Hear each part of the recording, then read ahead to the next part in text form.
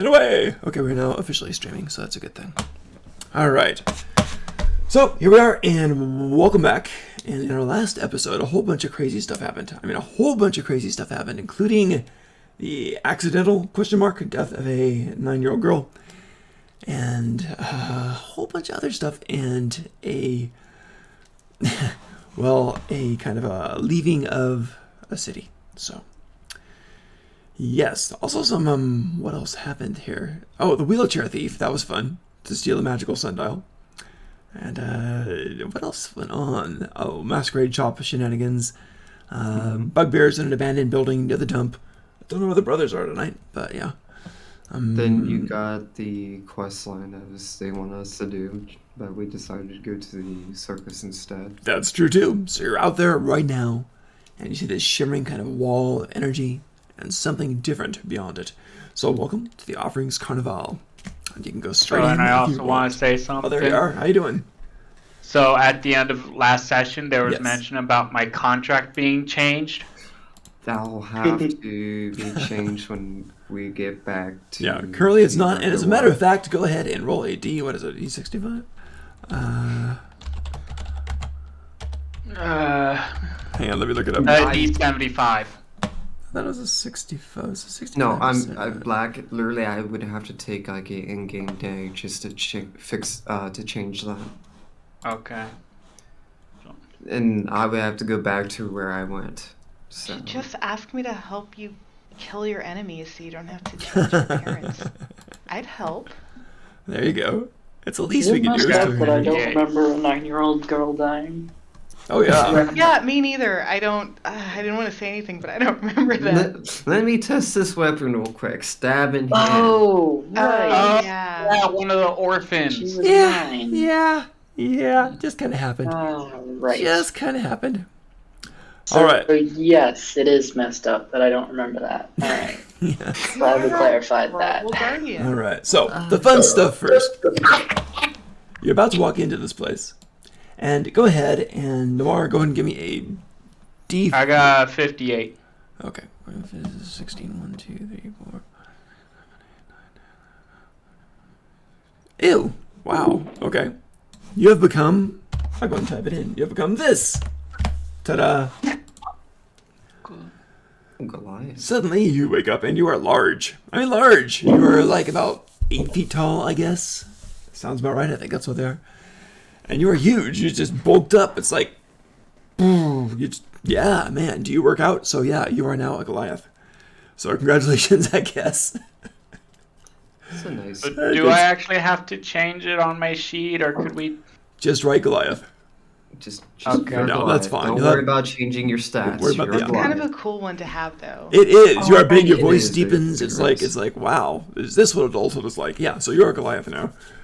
So yeah, it's suddenly. Goliath. And you wake up, and you're a Goliath, and everybody else is there, and you can go right into the carnival if you want to. It's up to you guys. You missed last time too, huh? So welcome back, and there, yeah, you did. 3-4 weeks. Yeah, it's been a lot. Basically, you guys are entering a carnival, a special Fae kind of carnival called the Offerings Carnivalle. So that should be fun. We met an old woman. Do I gain Yes. anything from being a Goliath? A deeper voice Height? and about probably 120 pounds. I think I also gained proficiency in the athletic skill. You Could get be. that, and you get like stone's endurance. Yep. Yeah, what's stone endurance? You can focus on occasionally shrug off injury. When you take damage, you can use your reaction to roll a d12, add your constitution modifier to the number rolled, and reduce the damage by that total. So a d12 plus constitution, and you can reduce damage for that per short or long rest. So if you want to take like less damage on an attack, you can do that. So that's useful. There you go. Not trying to be like a leader or anything, but my character is super reckless, so I'm actually going to enter the Shimmering Wall.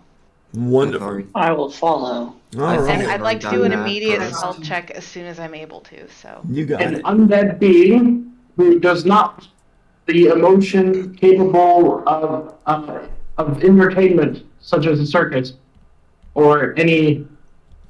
Basically, he's not going to partake because he doesn't find it fun. Oh, I'm so sorry. Anyways, Uta, you have a long ways.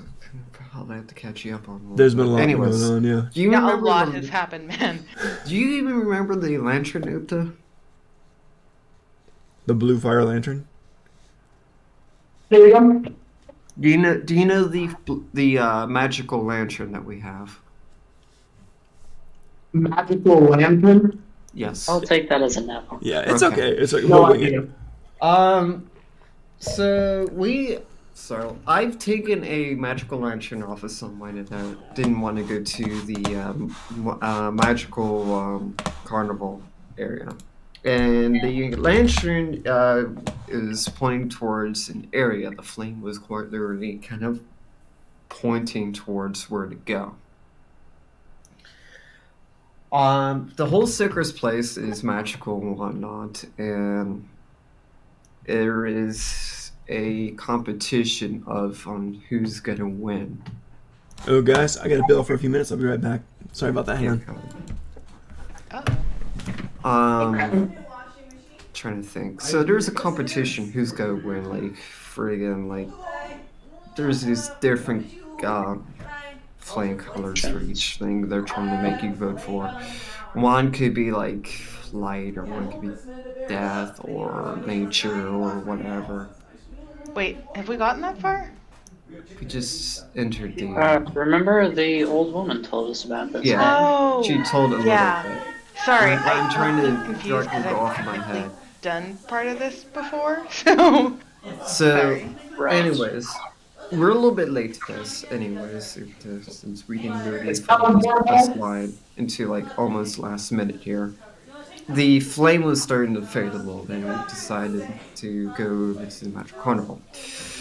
And we're currently, well, you guys are at least, because I already went through the portal. You guys are at a little portal. It's really hard to see unless you get closer. And it's like inside this stone pillar-ish thing, I believe, isn't it? An archway, I believe. Yeah, archway, stone like archway. And it would be hard for you guys to see it without the lantern, but as you get closer, you can see the shimmer and whatnot right over above it. As I'm holding it, I can see it perfectly well, blah, blah.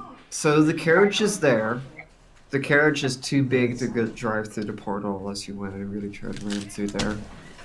And I went through. So I mean, Alright, if you really don't want to go to the Magic Carnival, you can watch the carriage. Go to the carnival. Have Is fun. everybody heading to the Magic Carnival?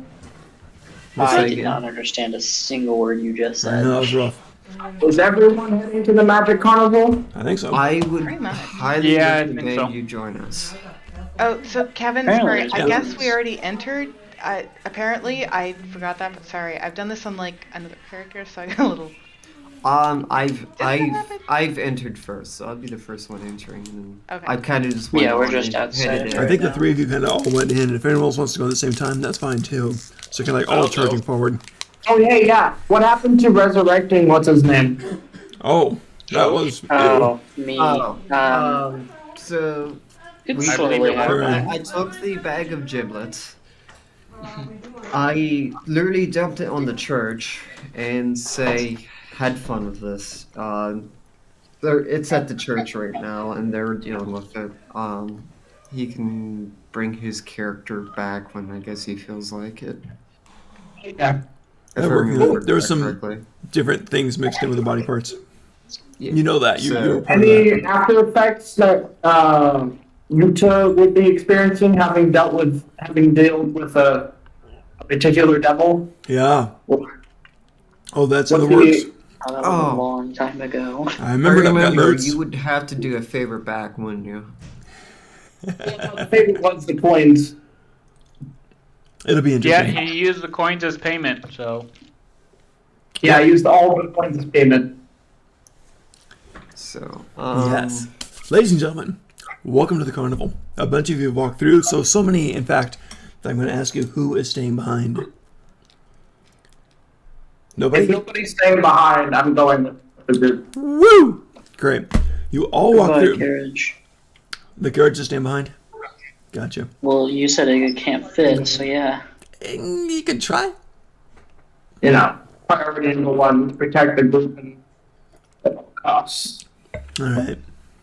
So you all walk through, and you find yourself at the carnival. Of course, you didn't quite know. You kind of knew you were going to a carnival, but it's still interesting. And you walk through the. Trying to pick a color on it. Someone roll me a d6. See what side you're entering. Got it. Dibs. Dibs. Great. One, two, three. That'll work. Oh, that's interesting. Okay. So, let's see, I'm going to go from, okay. 1, 2, 3. Ooh, okay. So I'm treating it kind of like 1, 2, 3. So I'm going around, and you are entering over. You walk on these tile cobblestones when you enter. And it's like a regular kind of street. The cobblestones are pretty good. There's buildings all over the place, and a fair amount of people walking around. And there's a road to the left, and a road to the right, and a road straight ahead. And the road straight ahead kind of seems to narrow a bit, and the cobbles turn black. So black cobblestones in there, with kind of a gray in between, the gray kind of grout, I guess. So it's kind of like cool, but ominous at the same time. The stones of the buildings turn darker and like slate-colored grays and darks as you go in there. And there you see some two people out there who kind of having maybe a game of some type. They've got what appears to be kind of a bird cage, a fairly large bird cage.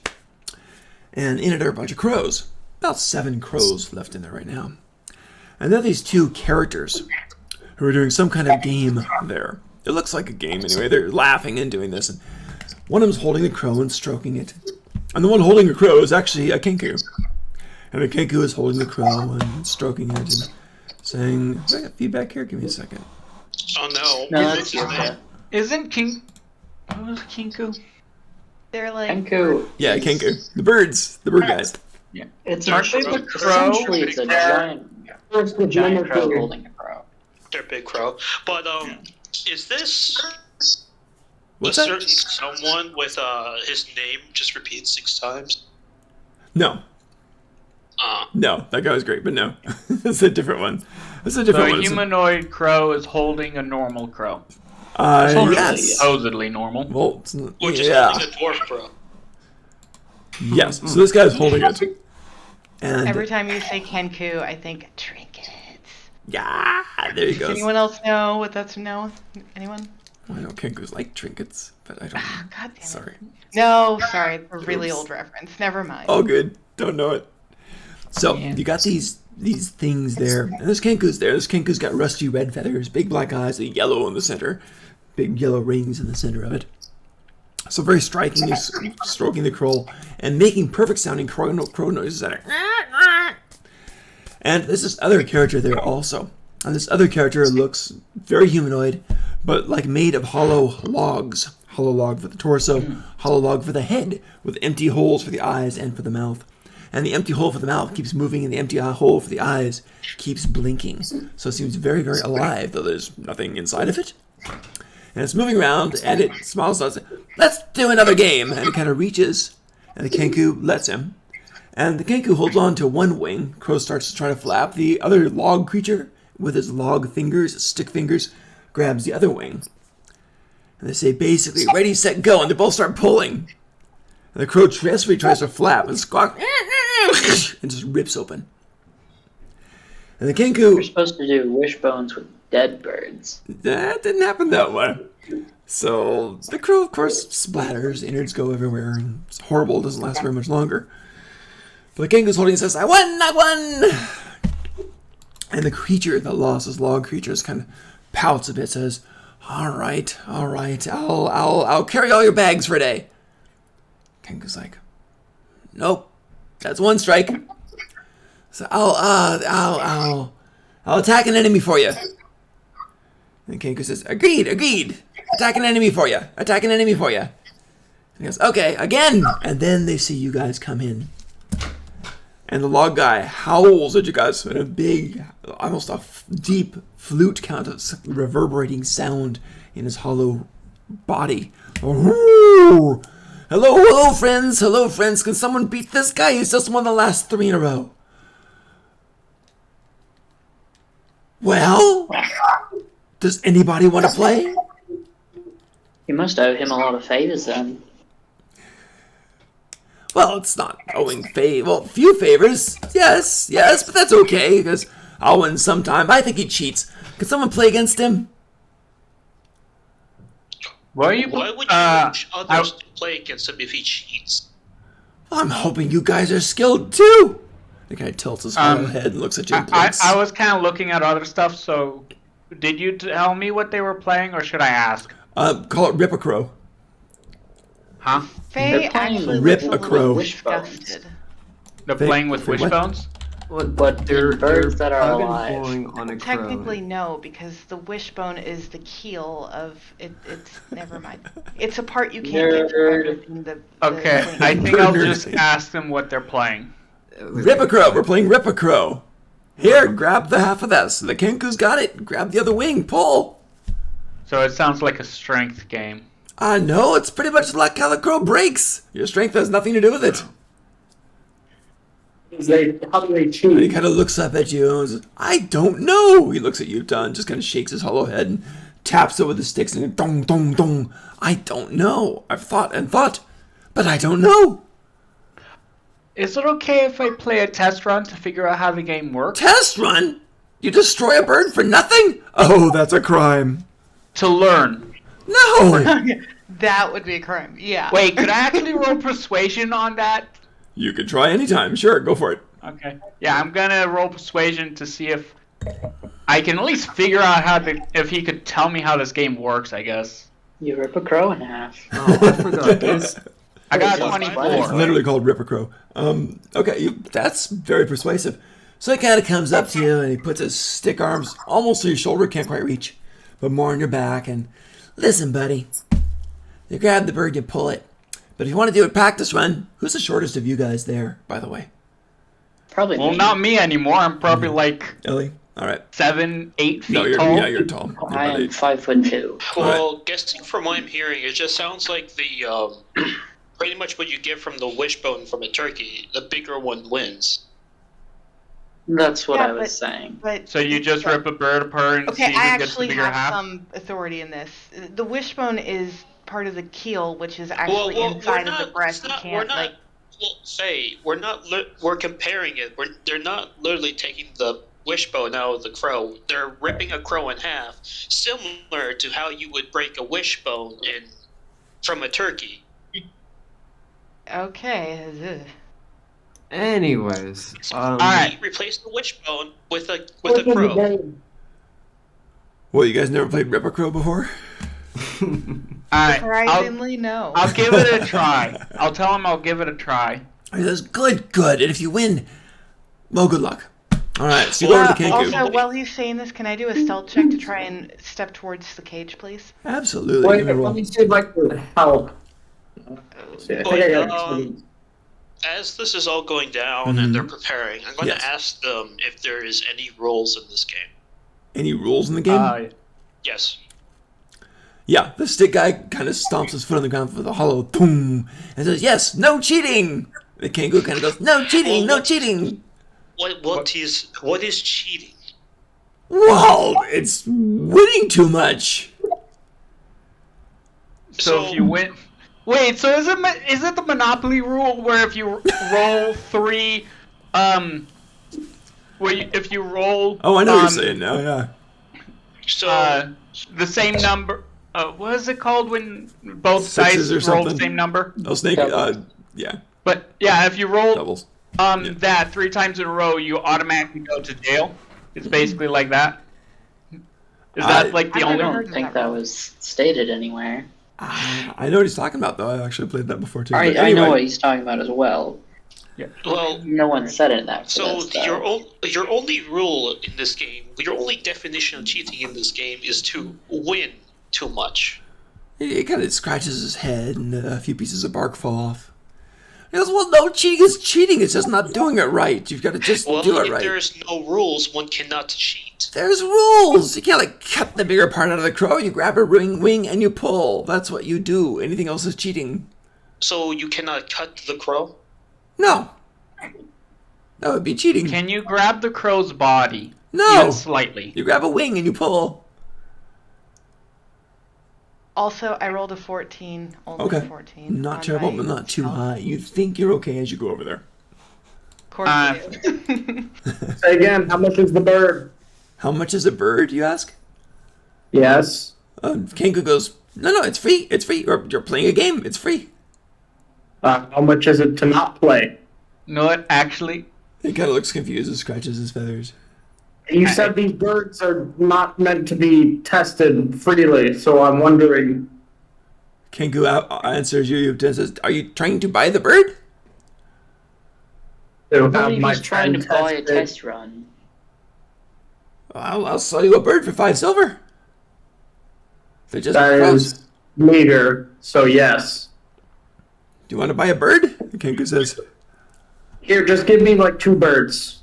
that's a gold piece. Here's 2 birds. He reaches into the cage. Faye, you're next to the cage. Do you want to do anything before he reaches into it? Here, now test.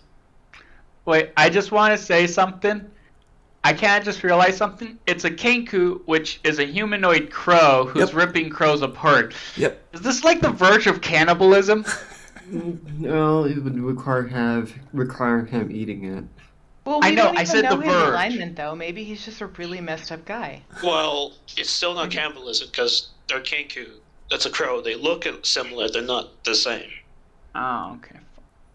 So, Faye, before he reaches into that little crow cage, are you doing anything or not? Or just kind I of guess staying the hanging real out there? question would be actually, is yeah, if I was gonna he's do a considered as a performance. murderer. Okay, performance to do what?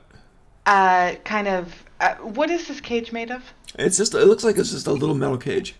It doesn't look All right. super sturdy, but it looks like it can hold birds. Made of I'm cage. going to pretend to trip into it and kind of try and fling the door open. Ah, okay. Give me a performance. See what you get. Let's see. 12 plus Hey, Black. 21. It's pretty huge. I'm gonna flip the same question. Would it be literally? Would you be considered a murderer if you killed a monkey? I rolled an 8 for a perception on there, and you guys didn't have deep fried monkey cutlets for breakfast? Why not?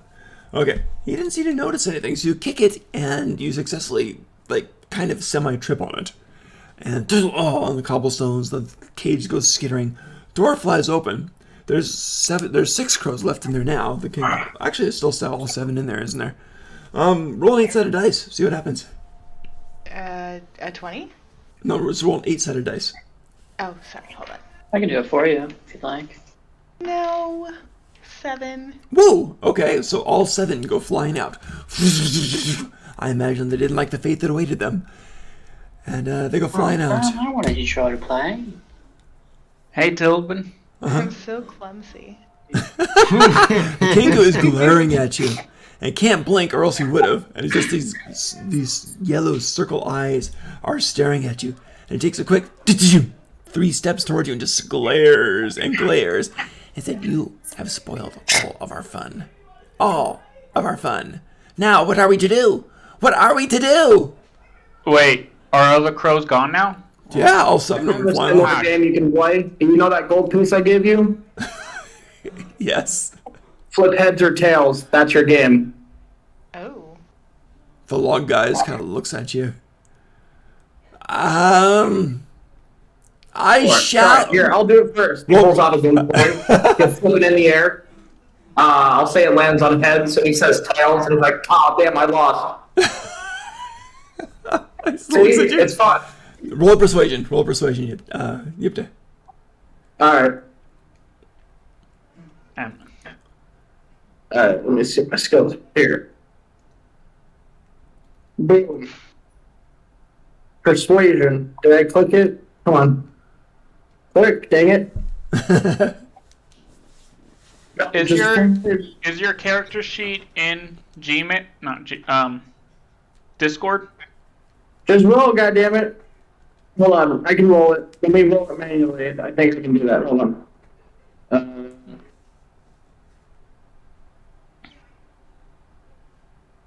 Just give me a second. I have a +5. No worries. Go for it. Okay. I don't even remember the command really. Exclamation mark. 16. 16. +5. Point. Oh. Someone rolled a 21. 21. Whoa, huge. Nice. He looks at you, and his log person just kind of looks at you and pauses for a minute. The log tilts to the side with a creaking. And he says, "Sir, I will consider it. Thank you for showing this new game." And he takes the coin and kind of studies it and kind of gives it a few practice flips. And it goes clunk when it hits the wood as it falls into his hand. All right, they both look at each other, and the log guy goes back to Kenko and says, "Shall we play the new game?" Kenko kind of looks at it, pecks at the gold piece a few times. Says, maybe. So they're involved in that. In the meantime, there are other people, creatures, different things going literally hither and yon to coin a phrase. Get it, coin or phrase it, sorry.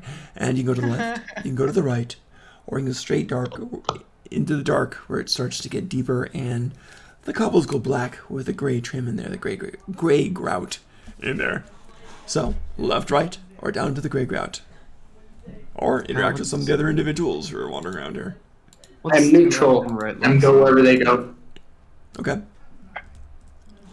I really thought you guys were going to start a fight. I was going to.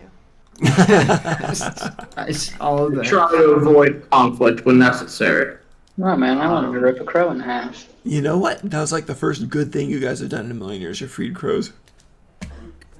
What's the roads look like to the left or right of us? So far, they look pretty normal. They're all cobbled. It's very nice. And you're on the perimeter, so you see the shimmering at the exit. It looks like you can exit at any time and walk out into the place. Only you can't quite tell what it looks like on the other side of the thing. So you know where you came from, but you can't quite see that place. It's no longer visible to you. So you can travel the road on the left, or you can travel the road on the right. It hasn't broken into a specific yet, so there's no certain color or anything like that. But the one going down into this one is darker and deeper and blacker. Okay. Is my lantern pointing towards anything or doing anything? Your lantern just guided you to this place. And now it's just burning normally. Blue fire. It's burning full on here. Remember it was flickering out earlier? It's a good question. It's burning full and normal, but it's not leaning one way or another. It is now neutral. Okay. That was your in. That was your ticket. Hey, Clumsy, you want to go left?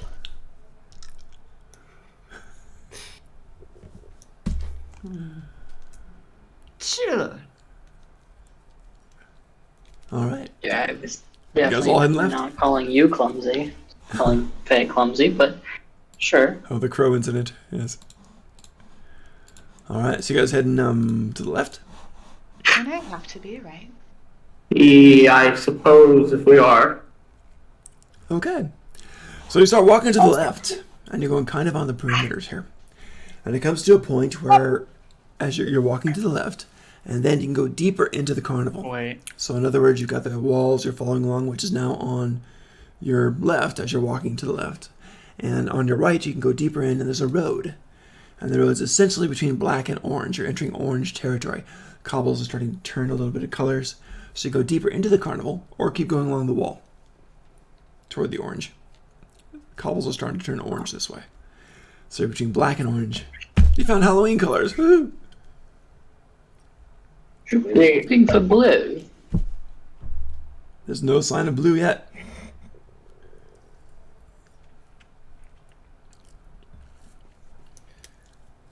Are you continuing to walk? I'll continue on. All right, great. So you find this guy who's standing there, and he's an old man in a feather cape, lots of different colored feathers. Feathers are orange and yellow and white and black. And he's there, and it's not wings, but he can spread them almost like wings. It fluffs up when he wants to, it seems. So he's there, and he's kind of just looking around at this thing. There's also a totem in the ground here, which goes pretty tall, and it's got different heads on it, and it's like stacked pumpkins going up about 14 feet tall. The pumpkins are fairly large. It's like a pumpkin totem.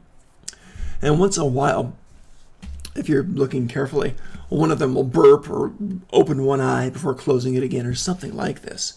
Now, normal totems face in one direction, but the pumpkins are facing different directions, all over the place. So one sees you coming, opens an eye, and kind of grins a bit, and then closes it again. And at that, this guy turns to look at you. The guy in the cape, the feathered cape, looks human, but the pumpkins all just look like pumpkins with carved faces on it. So that's what you see on this section. And the guy turns and greets you, and he holds up this bowl. That's a silver bowl. And it's got little orange ribbons on it. It says, here, for voting. Oh, so you have a blue. Well, that's fine. You can still vote for orange. Here, take a ribbon. And he tries to give an orange ribbon to each of you. Do you accept them? Does orange offer? What was that? Said, what does orange offer? It depends what you want to do. Go deeper in. But if you vote for it, you have all the orange can give you. Orange is grand. Orange is it's a wonderful thing. But if you want to go deeper in, follow the road. Follow the road, my girl. Follow the road. Faye won't take one. No, you don't even want one? He says, a loss. He says, how about the others? Why should I vote for orange? Do you know anything about the other colors? What other colors are there? He says. Oh, the other paths. He kind of turns The and other spits ones on the to vote ground. for. He spits on the ground and says, pretenders. Orange is the only way. Orange is to rebirth. Orange is to life in the fall. The best carnivals of all. You will see. That was Orange a is really forced rhyme. And then he kind of, a little desperate, he kind of drops into a whisper and he says, Orange is the Pumpkin King. Well, then rebirth, what do you mean? Rebirth. The pumpkins, rebirth, the fall, the harvest, and rebirth after that. So if you fall, you come back. You come back? You come back, he says, that he smiles. Now you see, and his cape kind of flaps on its own accord. It's an eyebrow. What's all the pretenders then? There's a whole bunch of different colors. Who cares about them? Who cares about them? They're worthless. A little hasty, aren't we? No, just practical. This is rebirth. This is fire. This is joy and fun and games. That's what this is. Harvest and fear and celebration. All of that. Look, there's pumpkin carving deeper in there if you follow the right. And over there's a hot potato game that, you've never played anything like that. There's different entertainment here. I'm very curious of all the colors. I'm cautious but curious. Okay, this is good. So, follow the orange brick road. Sorry. Right down this way. If we do that, do we have to vote for orange? Do you have to vote for orange? No, the carnival's open to everyone. You're very new here, aren't you? Well, the basic rules are you vote for whoever you want to, and we can't make you vote for anyone. We can request it, but we cannot demand it. So I request that you vote orange. Say again? How does the vote work? You're here. And he points over to something I neglected to tell you, and I'm sorry. On a pedestal, a nice marble pedestal, about 3 feet tall, is a little, think of it like a metal box. Like, those little lanterns you put candles in, and you've got the carvings in there that shine the light out of? This one glows orange in the shape of a pumpkin. So it's a lantern box with a pumpkin glowing in there. And Just, during this time while people are talking to him, I'd like to do a stealth check and try and kind of casually walk behind him a little bit. Okay, so let's do some maneuvering. Pumpkin dude. So you're flanking the pumpkin dude. Try. Go for it. Give me a roll. Let's see if you can trip onto the thing again. Oh, that was not a good roll. Uh-oh. You know what? I'm going to follow you. I'm gonna ask. Do the rolls, guys. Oh, wow. Dang, nat 20. Okay, LD makes it look easy. Well. He's like, kind of trying. I'm going to ask this person. So with your voting, your voting game, who counts the votes? I don't know. It's just magically counted. Mm-hmm. You put the ribbons in, and it casts the vote. And whoever wins gets the best carnivals. It's just magically counted. Yes. I have a question. What happens if someone votes twice? Oh, you can't do that. That is What's cheating, and that will be punished. Banished. Please don't do that. It's a bad thing. I know you're just concerned over a sense of fairness, but don't do it. I have seen my fair share of votings. All of them Yes. are going to come down to whoever counts them or whoever gives the most empty promises. I won't vote in your stupid game. I see. You're concerned about cheating at the top levels. There will be none, sir. There will be no cheating like that at all. And he kind of smiles. His eyes kind of flash a little bit orange. He says, no cheating. None here. No one can. No one has in the history of the games here. That sounds like a challenge. Yeah, seriously, that you know of. Yeah. That's funny. He just kind of... He did exactly what I did. Hands on the head, just kind of, oh. He says, no, please. You'll get yourself hurt. Don't do that. It's not worth your life. I see you speak from experience. No, but I have seen people try to cheat before. It does not end well for them. What happens when someone tries to cheat? They're killed. In one way or another. Or if they survive, they wish they hadn't. But yes, if you vote for the orange one, though, if you get killed, you simply get revived for voting twice, no? He kind of opens his mouth and closes it again and says, let's not test that theory. It is an interesting proposition, but best just to vote for orange and enjoy life. And another life. Has anyone tried to cheat multiple times at once? He kind of looks at all of you and says, you seem to be obsessed with cheating. Just don't. And you will live long, happy lives. 2 of them, if you follow my advice. What would happen if we lose the vote? Sorry, say again, Jax, if you what the vote? If the vote loses for the ones we voted for? Oh, nothing happens to you. I'm sure your party that you voted for will be very, very thankful. But there's no penalty for the losers. Now, some of the games are very serious. You can lose things in the games, including your life. This is a carnival. Your dad. It is. It is a carnival. You can gain But many hold things on. and lose many things. You will Is there a see, you've just debate game? arrived. Say again? Were we able Is to... there a debate game? He kind of scratches his head. I'm not sure. It depends on the configuration this time. Is there a game where people speak to each other and try and persuade the other in what they say? I think that's called barter. And Faye, what were you saying? Sure, yeah. Oh, were Ellie and I able to edge around him? Yes, while he you was actually were. distracted? Yep. I'd hope I'd be able to. I'm going to do a sleight of hand on him. On his what? I'm going to try and pick his pocket, if he has a pocket. Ooh. I don't know, what is he wearing? It does. Okay, he's got the feather cape on there, so it's kind of hard on there, but he rustles around sometimes. Actually, So you might be able to get Avengers under there. It's not quite sure. It looks like he's got a pouch on. I mean, I'll wait for an opening and go for that. Okay. Well, it's certainly been an opening. He's been talking for quite a while with you guys, so that's fine. I So- will pick his other pocket. Oh my good heavens! One on each side behind him. Wow! I got a 16. This carnival is so unlike the last one I ran. All right, I got a 9. Ellie, that just stinks. My gosh. All But right. at least Faye, I how got about a you? really Was good it stealth as bad? going. Yeah. Actually, I have a question. Do you Yeah. have advantage on No. sleight of hand if you're stealth? No. Like- You have disadvantage if you I I aren't. You don't think so. have I disadvantage can't if you're hear not. Ella Swan Anyway. pickpocket. Wait, I can't see Ella Swan, but I could hear some fumbling. Oh, it's a pretty bad effort. I'm pretty sure the only thing being in stealth does when pickpocketing is not needing distraction. That makes sense. Because when you try to pickpocket out of stealth, you're at disadvantage. Yeah, I can see you doing it. It just doesn't it seem kind of unintuitive considering you have to make a stealth check and you ruined it by making a force pickpocket check. Yeah, I thought it was just a regular roll for that.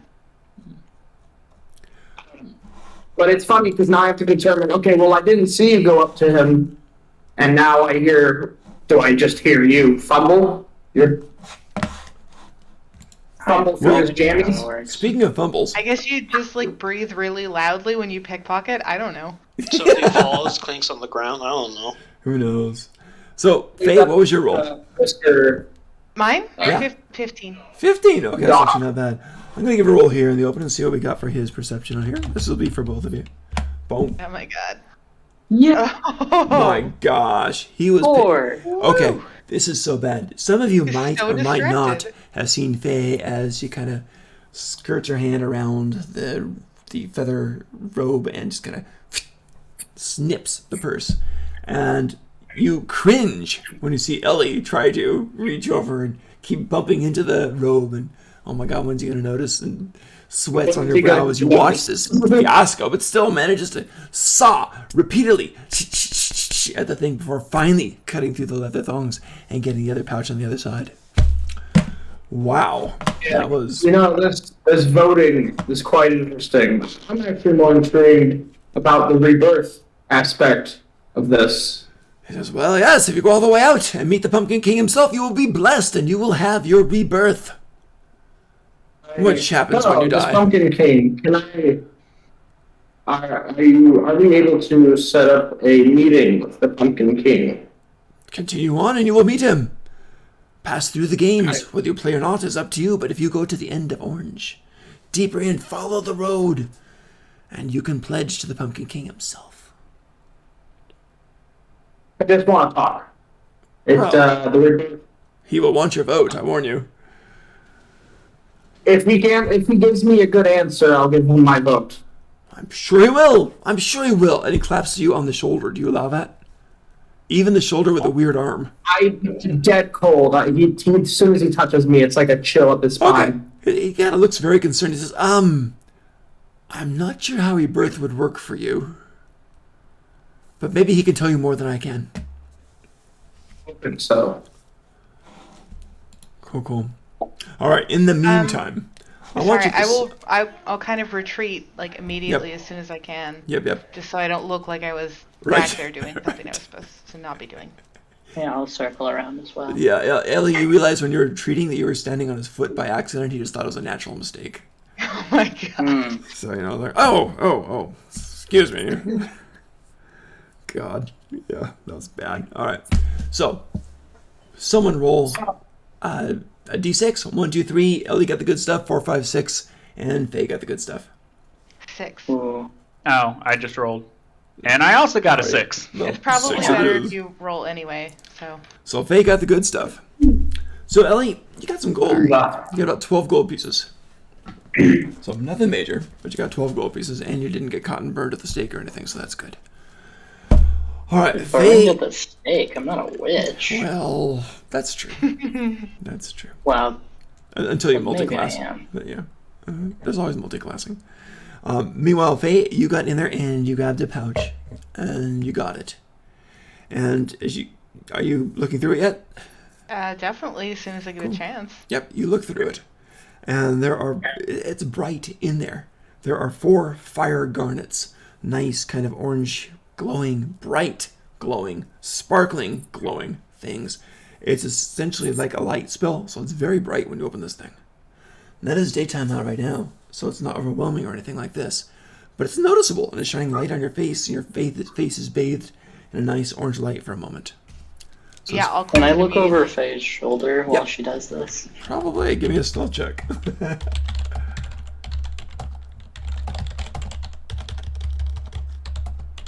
13. Faye, give me a perception. For me, Yep. do you want passive perception or do you want me to roll? Let's roll active because you just done a heist and you're probably going to be alert. Let's see. Oh, Mine is 15 if it helps. It does. I will be. 19. Okay, so you see Ellie getting a look. I don't know if you want to allow it or not, but Ellie's just kind of trying to see what you got in there. I'll allow it. No. Okay, so Ellie, you see that? It is glowing. You see some gems in there. They're decent-sized gems. Not huge, just for the fire garnets. I know a guy to sell those. You do indeed. Not now. But they are glowing, like actively Obviously glowing. not now, he's Not not just sparkle of here. normal gems and light, but emitting its own light. So very, very different. All right. One of the pumpkins opens both eyes at once, which is unusual. Kind of seems to look around. It's just creaking, kind of gross, squeaking, creaking, squishy as it goes. Kind of tilts its head to the left on this post, and then tilts its head to the right on this post, and kind of looks around. Thought I heard something, boss. And then closes his eyes again. Yeah, as soon as I'm able, I'm going to tuck that away. Okay, gotcha. You secure it. Good stuff.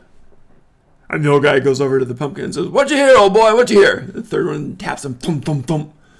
"What'd you hear? Go ahead, share up. What do you got?" And he kind of turns apologetically to you guys, but his hand says, They dream, you know. It happens. They dream. Forgive me. It's nothing to worry about. So please, where we're talking, venture deeper. Enjoy the carnival. Venture deeper into the orange. See what we can do for you. See what we can offer you. Life. A second life. That's Just one. a wonder. Yes. Well, all anyone gets is one. You can have two. But I'm a little hasty to be away from this guy right now, so why don't we continue on? All right. So you guys have your choice. You can go on deeper into the orange, or of course to the left or to the right. Now from this point, you can kind of start to get the color of the way the tiles are changing. And they are going, to the far left, it is blue, by the way. Starts to get a little more blue. I'm gonna let the dog in. Be right back.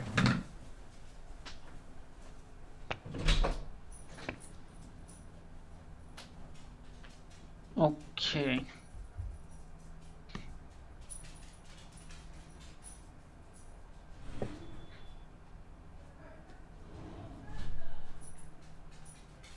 Oh, I forgot. Black, is your brother awake? I don't know. He said he set an alarm, but I don't know if he'll be getting up because he went to sleep like around 1 today, and he's got work, so don't be surprised if he doesn't end up joining. Where goes you two? I didn't realize, but Tilbin added cliff notes on Twitch. Oh, did he? Yeah.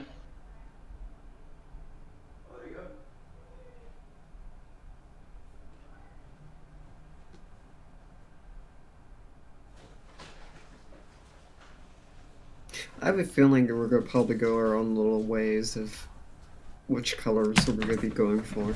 Sorry about that. I'm back. Cool. All right. So with you? it went a little bit blue to the left, or you can keep going down deeper into the orange, or back to the black, or wherever you want. Let's keep going. Let's see what blue is. Keep going to the blue. All right.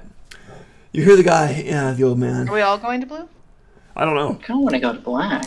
Oh my, splits. I don't think we should split up. That's true. I guess we'll go to blue, then black. Black is back the way it came. Blue is further on. Orange is going deeper in. Also, Faye's gonna flirt with Ellie a little bit as they're walking. Well, there you go. So some interesting stuff as you travel along. I appreciate somebody of a like mind. I mean, it's always good to have fun, isn't it? Just kind of smile and keep. The tiles get more blue as you go along. And you see something there. It kind of clears out a bit. And it gets a little more sparse, the buildings around these places. Lots of buildings around these in general. But it gets a bit more sparse here. And there's this old looking hut. And it's got this eerie blue light on it, kind of lighting it, this lantern on top. Kind of like the lantern you've got that you're carrying, Jax. Mm-hmm. And there's a lady on a rocking chair, just kind of rocking. She's dressed in blue and just kind of rocking out there. And it's kind of a blue, washed, pale white, gray house. And it's a small cabin. And so she kind of is watching you guys approach. And she raises her hand. It's welcome,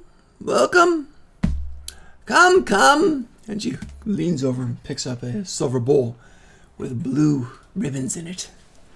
It says, come to the blue. Enjoy happiness, illumination, peace, self-knowledge, and confidence. And she holds out, take a ribbon. And as you come over, you do notice there are a whole bunch of what look like blue fireflies kind of flying around this place. And the sun here, well, it was daylight a minute ago, that's a little dimmer.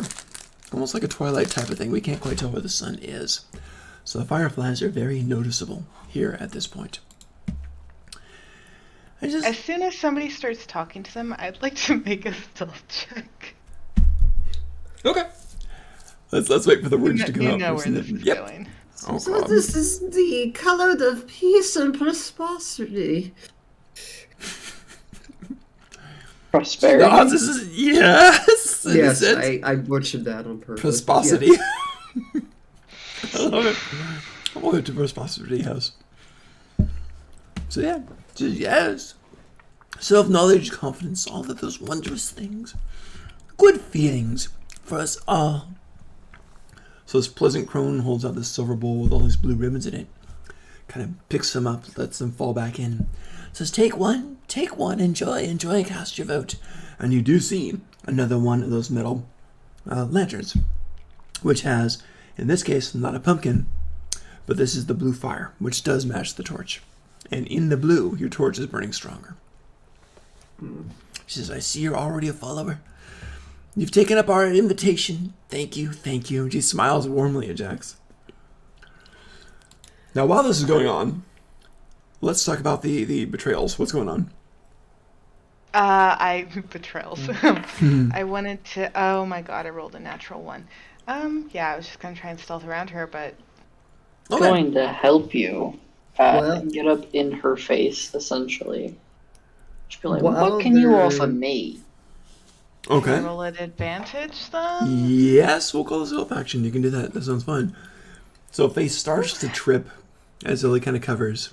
Give me a second roll and hopefully you don't get another one. If you do, I will laugh my butt off. I did not. That Good. would be unlikely, but possible. This time you rolled a 2. Yay! Unlikely, but vastly entertaining. 25. Sorry. 25, jeez. 25. You recovered. And the plank that you stepped on that squeaked that Ellie covered by rushing up there. You're okay now. You know to look for that. So you're doing quite fine. And you do. You managed to go behind her. Now you're behind her, and you're right at the doorway of this kind of swamp house, kind of bayou kind of feeling place. And the door is not big. It's only about 5 feet tall and only about 1.5 feet wide. But it looks really flimsy. And it doesn't even look like it's secured by a doorknob. It looks like you could push it and go right in if you wanted to. But you are behind her right now. That is a difficult decision. I guess I'm going to try the door. Okay. Before that happens... What is that even? What's the door? Like, what would that be a check for? Like, I see. Of hand, because I'm kind of trying to open it, or okay. Yeah, we'll get to there in just a second. Okay. So you got over there now, which is fun. And I want to see if these guys. First of all, are you guys taking the ribbons? Oh, I've been taking all mark the ribbons. Down. Okay, so if you are, mark it down. So you got a blue ribbon now. Is everybody else taking one too? I mean, so the ribbons are used to vote? Yes.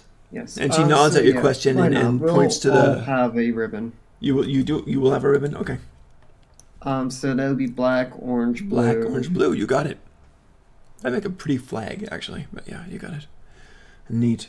So everyone else takes one, I guess? And these blue ribbons... Where do you have to go? Did you have to go work on stuff, or...?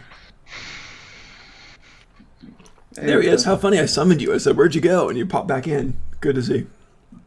You two, you want to grab a blue ribbon, too? What? Well, you're at the blue now, so if you want to grab a blue ribbon, you can. Oh, sorry, I had to leave for a few moments. What did I miss? No worries. Well, you remember the orange. Blue ribbon? The ribbons are used to vote for. It doesn't mean you take a ribbon. Doesn't mean you voted for them. You have to sure, I'll put the ribbon. Put the ribbon into the slot. Cool. So you can absolutely do that. So that's fine. So I'll also grab blue ribbon. Gotcha. I'll do it too. Cool. So you guys got the blue ribbons now. So the orange and the blue ribbons, good stuff. Okay, so there you are, and you got the ribbons there. And she's especially talking to Jax to say, welcome home, child, welcome home. Please, you may vote right here.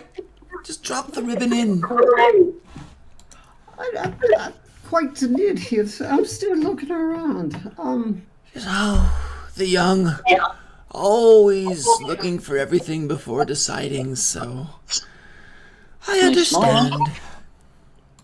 What do you know about the other colors, by any chance? I'm sorry, so the other colors? Is that what you asked? Yeah. Okay. Just... a bunch of scoundrels in different places. The brown is trying for strength, but they truly don't have it. The green is nature, but here I have my fireflies who needs more than that. The red is blood and death and valiant military, but that's all pomp and show and death. And the black, well, literally death. So who wants that? Orange? Well, at least they have a sense of humor, but that's about it. And rotten vegetation. This is the best choice, my child. I'm gonna go see red and black. Those both sound awesome. Well, they're not neighbors. Actually, red is actually over there. She points. It's fairly far away around. I was actually distracted. So, what do the 3 colors mean that we're voting for? Well, we haven't voted yet. You can have ribbons so far from orange. If we end up vote, like it sounds like black is death. Yep. Orange is real life and harvest. Blue is peace and prosperity. Essentially. Red is blood, war, and death. Yep. Oh, there are 4 colors? That's just more than that. Strength. Wait, brown is what? Strength. Strength. What am I missing here? The green. Green nature. Yeah. She goes on. She says, there is the multicolored. Please don't go there. What's the multicolored? She looks at you and she starts to answer, and she pauses for a minute and she looks at you really closely. I'm gonna roll a perception here. 2. Wow. Nice. Never mind. She just says, that is people maybe you have met.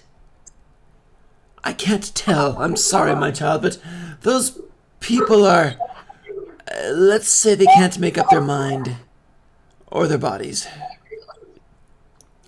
They're confused. They're confused. And she kind of rocks harder and says, they're very confused and stressed animals and creatures and people. They're not right in the head at all. Oh, and then there's the white. And the white is, white, I don't think they would even recognize themselves in the mirrors. Let me see, what am I forgetting? There must be more, there must be more. Oh, there's the gray. There's the gray. And there's the pink. What's the gray, pink, and white? I'm guessing white's the beauty, then. No. Well, it could be. I'm sure there's ones that look beautiful, but white's, white's never quite... Perhaps a state of change is white. White is... They don't mean to be deceptive. It's just the way they are. White is... Never the same look twice, I suppose. As she's talking to you, she kind of glances over to Noir as she says this.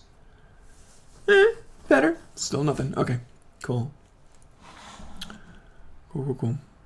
Question. What happens when one of these win the vote? Like, does something happen when one of the colors wins the vote? Yes, my son. They are the favored. They are the favored ones. And the favored ones have the best carnivals and the strongest gifts. And then the last one is, at least for this gathering, is gray. And that is both service and leadership. And then she glances over at Odrish and says, you might like that. And she says it hesitating. Let's see if she gets a better perception roll this time. Not bad. It gets slightly better every time. Yeah. She's starting to wake up. I'm guessing she's cleaning her glasses between looking at everyone. That would work great with her shawl with the blue on it, yeah. What's pink? Now, pink? She smiles and says, pink is wonderful to visit, but I wouldn't want to live there. It's love and romance and affection and passion. It might be nice for a weekend. I have one question. You say gray is for leaders and servants, correct? Yes, it is, exactly. Why do you put the two in the same category, if I may ask? Well, that's a good question. Your answer is you cannot have one without the other.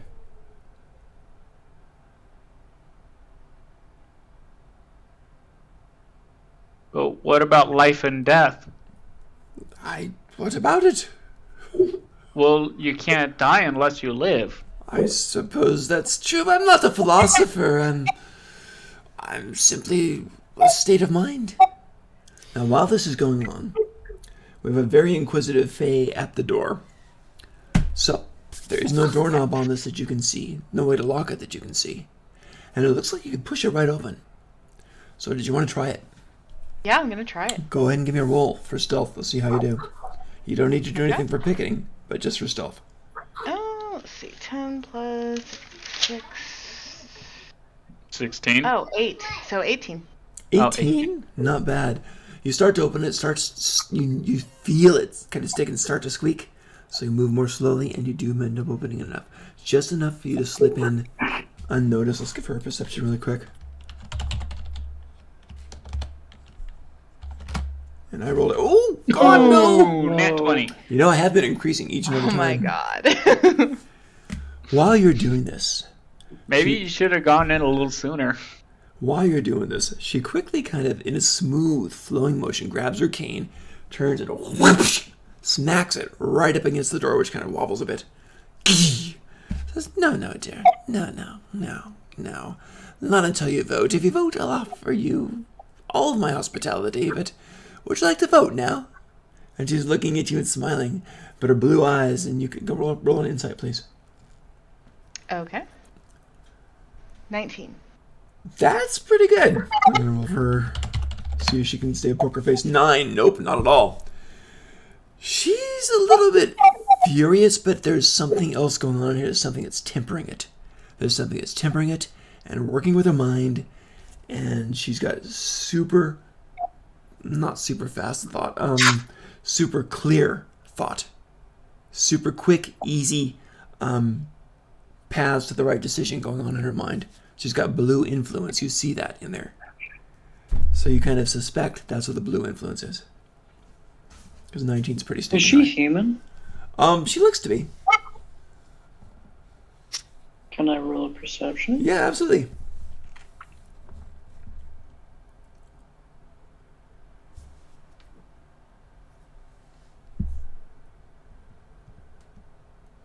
Wow, you guys are doing great. Alright, she does look to be human, but some things aren't human. She's an old woman, and she's got the teeth that are kind of all over the place. But none of the teeth are rotted out. They're a bit yellowed with age, but they're all very, very solid. She's got wrinkles. Her eyes are still bright and blue and very, very perceptive. She moved so fast when she smacked that cane against the door.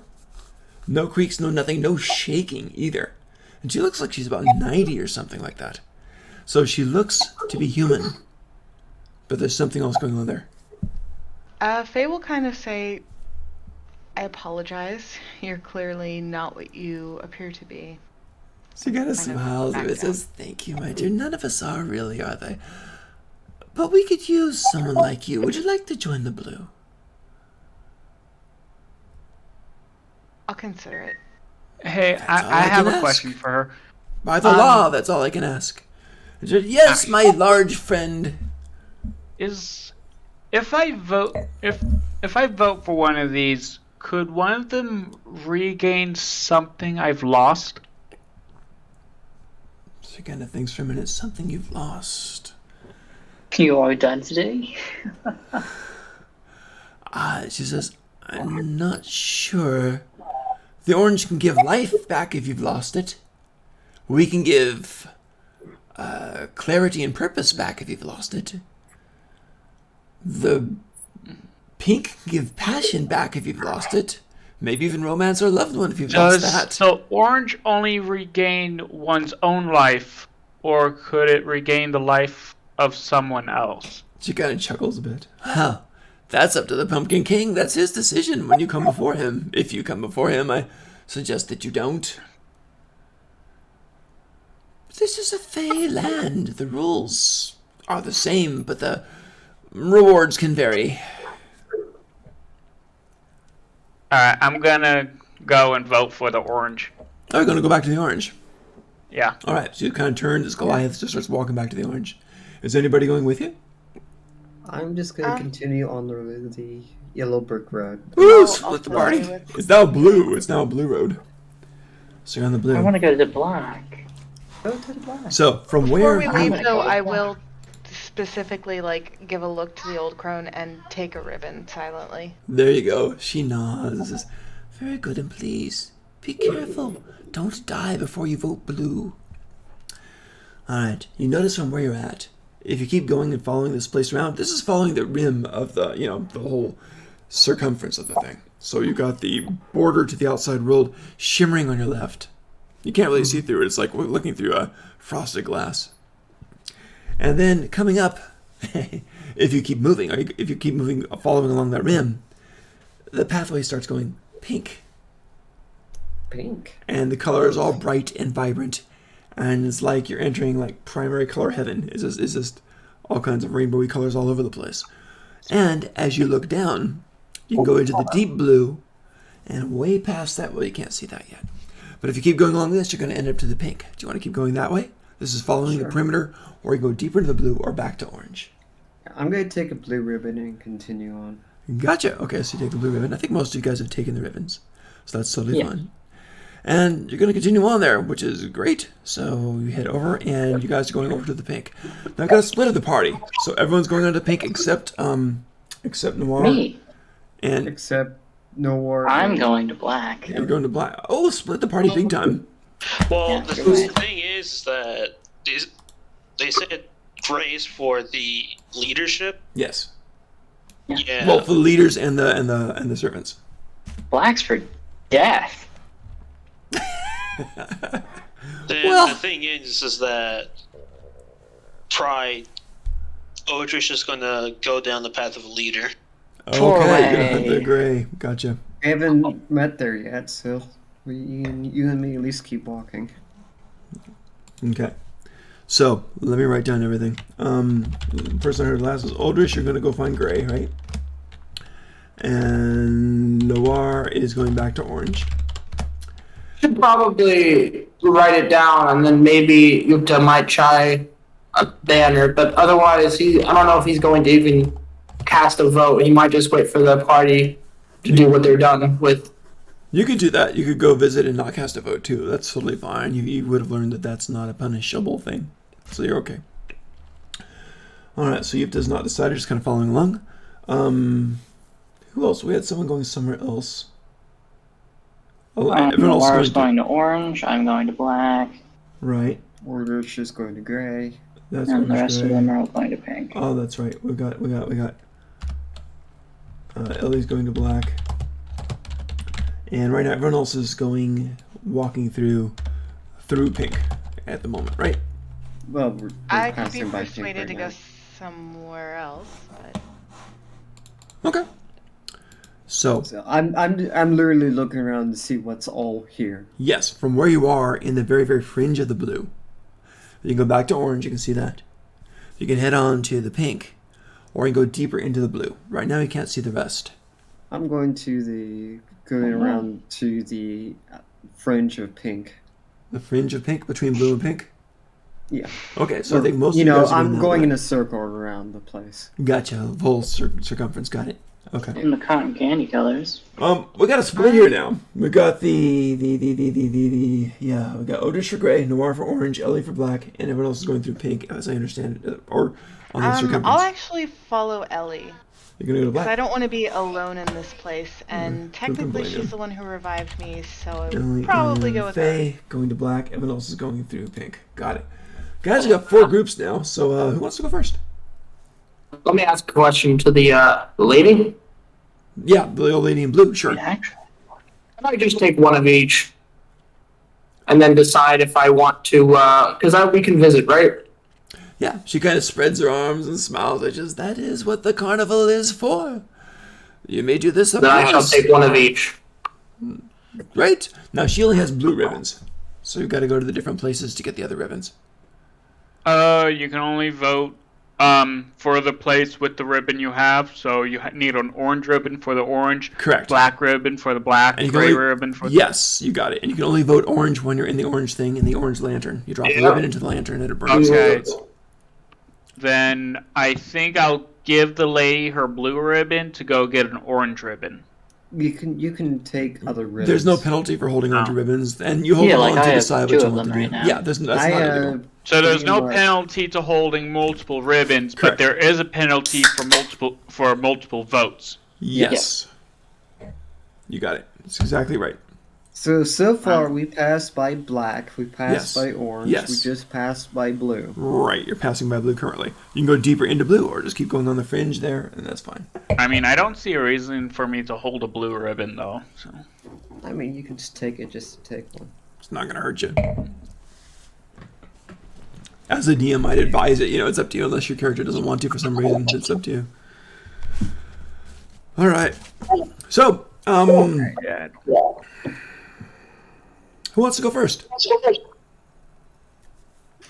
I'm just going to be going around the circle. I mean, me and Odish are the ones that are by ourselves. Yep. I'm going to go from the big group to the small group then, I think. Ordish, which way are you going? Back to orange or going to pink area? To go to gray. Yeah, but we haven't met gray yet. Actually, can I go first with Ellie just because I may have to leave soon? Sure. Okay, yeah. Absolutely. Okay, we'll do that first. All right, so you guys head back, and you go back in black. Here we go. So you guys go back in black, and you go tracing back through orange. You go back to black, and in black, where you're entering coming from orange, there's this nice, narrow, high walls, and when you start going deeper into the black, and all the cobbles are black, and the walls are either black or slate. And there's some mosses on there, but otherwise not much. Maybe a few... Hold on. Did they paint it black? I don't know. Oh, the tiles and stuff like that? Come on. Who knows? Oh, yeah, okay. Paint it like everything from AC/DC to the stones, it's all good, yes. Love it. So you're in the Hard Rock Central, and all the cobbles are black now with a gray grout in there. You're going in there, and as you're walking along, you hear these strange kinds of... It sounds like it's one person's voice. Give that back! No, it's mine! I found it! Give it back! And it sounds like it's one person's voice. Very animated, talking like this. And there's a little alcove to the right, and you're almost upon it. What do you want to do? Childishly peek my head out. Okay, I'm going to do a stealth check. Okay, so you both kind of quietly... Are you being stealthy too, Ellie? No. Okay, so you just kind of shove your head in there and take a look. And Faye is essentially, very casually behind trying to look over. Faye, give me a stealth. Yeah. Let's see if you're spotted or 18. not. 18? Beautiful. Okay, great. Let me do a quick roll just for fun. There, I just did a stealth check to see if I could find you, and the guy didn't see you. There's a man there. And he is in a loincloth, essentially. And he looks pretty filthy. And his hair is kind of clipped up on top, but it's filling down all over the place. And he's relatively old. He's about 60 or so, like that. And he's got... okay. He's got 2 animals. And the animals are dead. And the animals are... their paws are tied on strings and held up by basically puppet implements on twigs. So he's doing puppet shows with dead animals. Alright, this guy is now Dylan. And he's... Thank you so much. And he's basically, he's got the cat up there. He says, the cat's, and he says, "No, give that back, and he looks at you and says, "Oh, a fine visitor." And he's kind of talking, just really bad ventriloquist act kind of thing. And having the cat move up and down and wave the paw, just, "Hello, come closer so I can smell you," and kind of lifts the thing up so the cat can, and makes a sniffing sounds for the cat. Does he have any ribbons nearby? This guy, yes, he's got a silver bowl with a whole bunch of black ribbons in it. There's also a voting booth there, which is basically the same kind of metal square boxes, the lantern boxes, and it does have the skull in there for the black. It's black light, essentially, coming out there. Oh, goody, you're just the person I was looking for. Oh, good, no one ever looks for me. I feel so good now, don't you agree, Rumples? And Rumples is the rat, and Rumples goes, So Rumples and I would like company. And then he makes the voice of the cat. I like company too, so shut up, you, and kind of smacks it. But come in. I'll just walk up normally. I'm gonna drop my stealth. Oh, two, wonderful. Oh, my manners. And he puts the pets down and puts their little sticks with the twigs and the line on top of them. And says, oh, here. And he holds up the bowl with the ribbon and says, here for you and for you. And he's very reverent and very polite and holds this middle bowl up in both of his emaciated hands. He's a really skinny guy. And holds him out. He says, "Oh yes, it's so good to see people. Well, I see a lot of them, but I don't remember. Anyway, come vote for the black." No, let's not get ahead of ourselves. No. What does the black have to offer? Black is death, oblivion, stillness. Black cloaks, festivals, death, and beyond, and communicating with death. And bringing dead things back. Oh, if I ranked higher, my pets would be alive again. I kind of look at Ellie distastefully.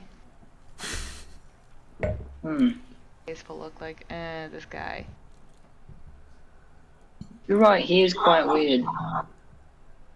He kind of squints. I try. I'm sorry. Forgive me. My manners are not what they used to be. I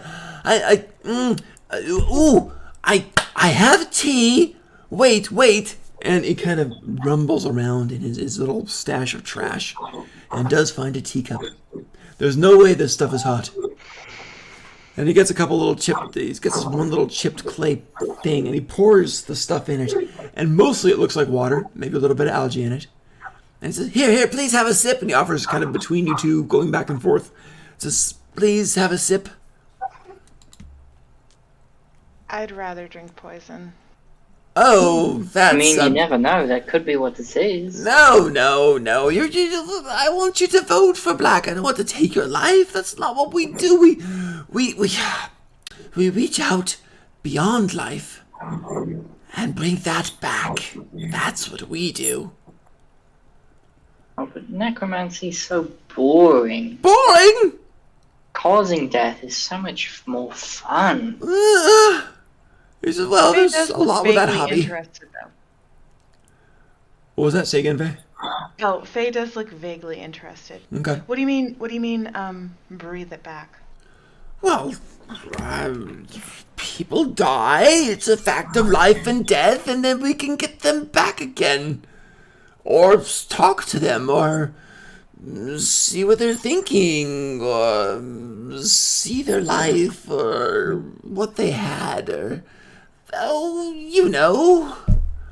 If you continue on down the road, you'll find many, many treasures and gifts from us. She'll look a little too interested and kind of lean into him and say, How does that happen? He kind of smiles a bit, and he's very animated now, and he kind of leans forward, so he's kind of like on all fours now, and he says, well, it's just, you go forward in there, and soon you'll hear the music calling if you follow along, and they'll start to give you gifts, and follow along, and then vote, and you'll have rewards of things, wonderful things, black skulls, mercy daggers, a life denied, blood and bone, other things, and if you want to do the torturing, there is that game as well. Ooh, is there? There is. Oh, there is. It's very intense, I warn you, but it is there. And you can play on either side of that. I'll kind of smile at Ellie, like, really?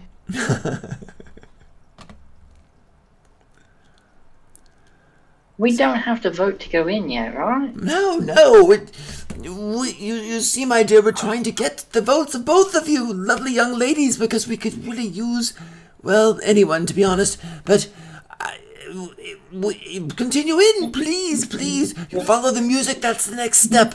You love the puppet show, then follow the music, and you will soon gain strength and favor. I'll offer a hand, like to Ellie. Okay. I will take it. Okay. And lay it on.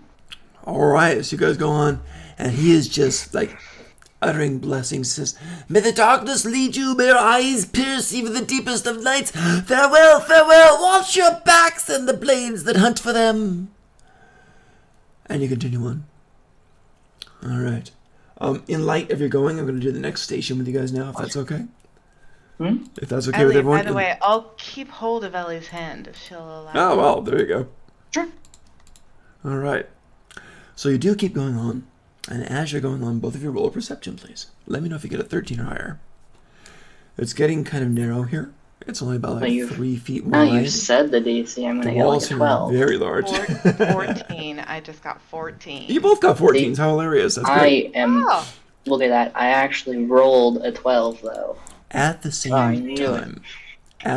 time, you hear this, and just kind of, well, it's bagpipes, so I don't know if you like those or not, but it's bagpipe music.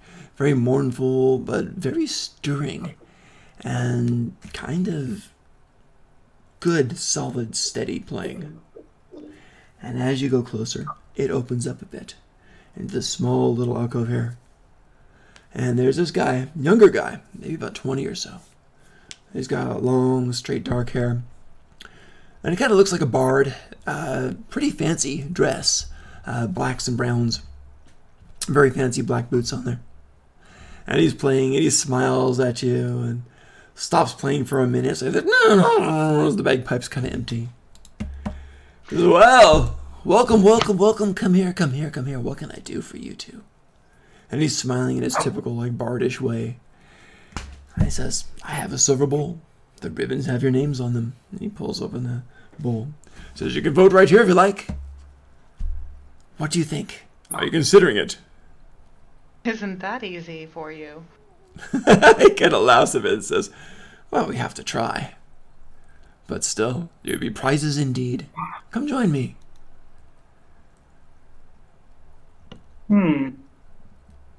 What do you have to offer? Oh, beat me to it. Yep. He says, well, I can give you something right now. And he says, I'm not dear, don't be vague. Okay. He comes over and back to the steps that he's playing on. And the steps do lead into a building. This building looks pretty fancy. It looks like it's kind of old marble. And it goes into the side of that wall there. It goes very high up the side of this wall here. And there's a little wooden box, about 15 inches wide or so, about just as tall, kind of a chest. And he goes over and he opens it. He says, take a look. And inside are a whole bunch of daggers. They're all different.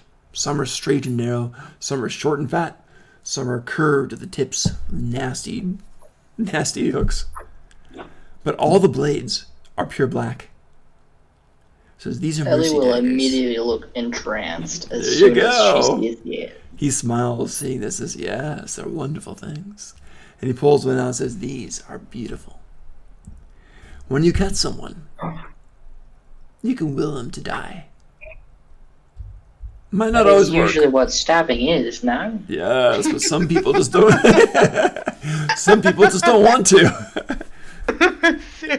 Except for your guys' orphan friends, that was different. But anyway, some people just don't want to die. Don't give them the choice. Really? How does that work? You cut them, you wish them dead. It won't always work. But if you cut them and wish them dead, it can be. What else? Oh, this is what I've got at this station right here. Are you shoppers? Is that what you're doing? No, we're just greedy. I'm not judging. I understand. Oh, always greedy. Well, in that case, take a ribbon, even if you have one. Take another. Take two. He gives each of you two. And take a dagger. Choose one. One that calls to you. One that sings to you. And carry on. You will like what you see next, I think. I'll take one with a hook in it. You got it. Ellie is going to be quite literal, and she's going to put her ear to the box. Oh, God. Okay, yeah. He kind of closes his eyes for a minute, says, pat you on the shoulder, says, well, not in that sense, but choose one that you like. Oh, they're not fun. They're very fun. I'll watch with great amusement. I want to see what Ellie picks. Ellie is going to close her eyes and pick one. All right. How deep are you shoving in your hand into the box? Careful. I mean, the knives themselves won't wish me dead, right? Who knows? All the way to the bottom. All right. You push in, and it's, like I said, about 15 inches tall, but you go in, you go about a foot and then more, and then up to your elbow, and it's going way past the base of the box where it should be, or should be in the stone right now, but it keeps going. And he says, interesting. You feel a whole bunch of blades really want to make a milk don't joke right now. a whole bunch of blades which don't cut you, and a whole bunch of handles which you can grab and pull.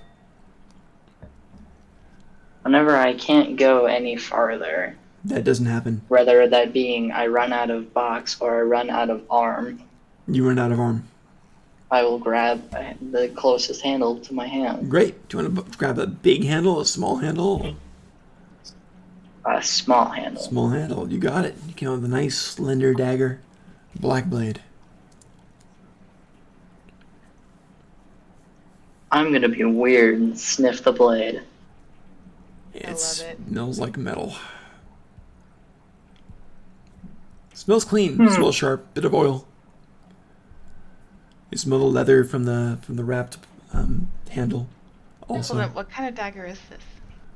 it is a sharp one. I don't know daggers. Like stiletto? Yes, we'll go with that. Stiletto sounds cool. Ooh. Stiletto is like a mercy-killing dagger. Sounds great. Meant for penetration. That's kind of what this is designed to be, so that sounds perfect. Okay. Cool. So you got your weapons. And he says, so I can't entice you to vote now, can I? Quite yet. You Huh? still got more to see. Then enjoy the carnival. Do you guys press on? Of course. Awesome. At this point, I'm going to have to jump to the next group. And we'll get back to you if we can. Don't know. We've got several groups now. Very fun. All right. Who wants to go next? Noir, Odrish, or everybody else? Huh? I'd like to go next. You're up. All right. Noir, you go back to the orange. Yeah. And you see the old guy there. And he sees you coming. And he's furious. And he actually literally stomps his foot. He says, you, my tall friend. You or someone in your party, I believe, has stolen from me. I would like that back. Have we been in orange yet? Oh yeah, this is the guy who's got the feather cape with the orange and black and yellow and gray feathers, and it's got the pumpkin totem pole over there, about 14 feet tall, with all the pumpkins on it, which occasionally shift and move and blink and stuff. So, I mean, I don't think I know who it was, so I think I'll use persuasion and say, sir, I am certain you speak with many people, and in other words, many people come across your path, so why would you ever believe it was someone in my group? Should I roll persuasion, or Yes, should I just see how that goes? Nope, roll persuasion. I got a 23. Woof! It's close. I got a 19. So, yeah, you got that. So he kind of frowns for a minute. He says, that might be true, but my pumpkins told me. It was your party that took my gems. It was your party that took it. That's what my pumpkins say. They're not normally wrong. I shall have to consider this.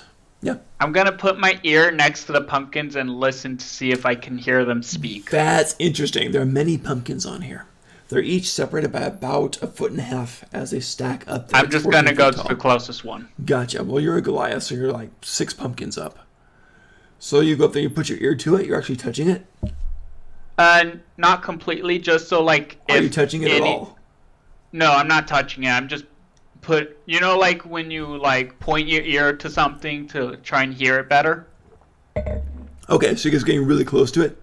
Yeah. Are you close to its face? Are you close to its side? Are you close to its back? Hey guys, I'm so sorry. Is this a pumpkin? I understand. Take care, Faye. Have a great night. I'll see you guys later. You got it. Yeah, bye. Is this a pumpkin or a jack-o'-lantern? These are jack-o'-lanterns. They're carved pumpkins. Oh, okay, so if they're jack-o'-lanterns, then yeah, I guess there would be a front. So then, yeah, I'll put... I mean, actually, before I put my ear up to it, do I see the carved mouths move? They do occasionally move, yeah. Right now, all the eyes and the mouths are closed at the moment. Occasionally, they'll open an eye, or open a mouth and yawn, or something like that. It seems like it or they are sleeping or trying to.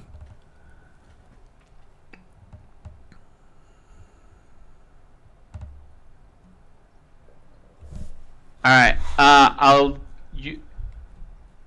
I'll say. All right. So since I can see that they're moving, I'm gonna assume they can speak, but because they're all sleeping, I'm gonna say, "Sir, all your friends seem to be asleep. So how do you know they didn't dream it?" Are you still close to that one pumpkin? Oh no! Since I can see that they're actually animated, right? I'm like, yeah. That's a change of plans. He says, they know things. Their senses are very, very good. They know what's going on. More than me, apparently. But they know. They saw something, and they let me know. They said, "You old fool, you've lost it. The last party took everything you had." And then one of them laughed. "Didn't ya?" And he goes over and he kicks the bottom pumpkin. He goes, "North!" Opens an eye, looks up, closes it again. But what can I do for you if you don't seem to have an idea? I guess it wasn't you then, so what can I do for you? Would you like to vote? Yeah, I was informed that if I voted here, I can regain the life of someone I've lost. It was actually your own life. So it only works for my own life? Well, you'll have to talk to the Pumpkin King at the end of it. See if you're proved worthy. You're asking deep questions, my large friend. You can carry on deeper. Well, that's because I think this this strange place could help me with a deep... yeah. He says, "I do not understand, but maybe." What is troubling you? Well, it seems if I vote for someone and they win, they might have the power. They'll most likely have the power to do very powerful things. He kind of shrugs a bit. It depends within their areas, yes. So I thought I heard that if the Pumpkin King wins, that he could retrieve a life that has traveled to the other side. Maybe he can do that, but it's mainly rebirth for you. That is what Kolvig is offering. Do you can speak know to if him. There's someone who can regain a life that has already been lost? Someone else's that is not my own? Regular clerics, I suppose. This is a Fey carnival. We don't do much things like they do, but you could find a cleric to raise your friend. They're just so greedy for gold.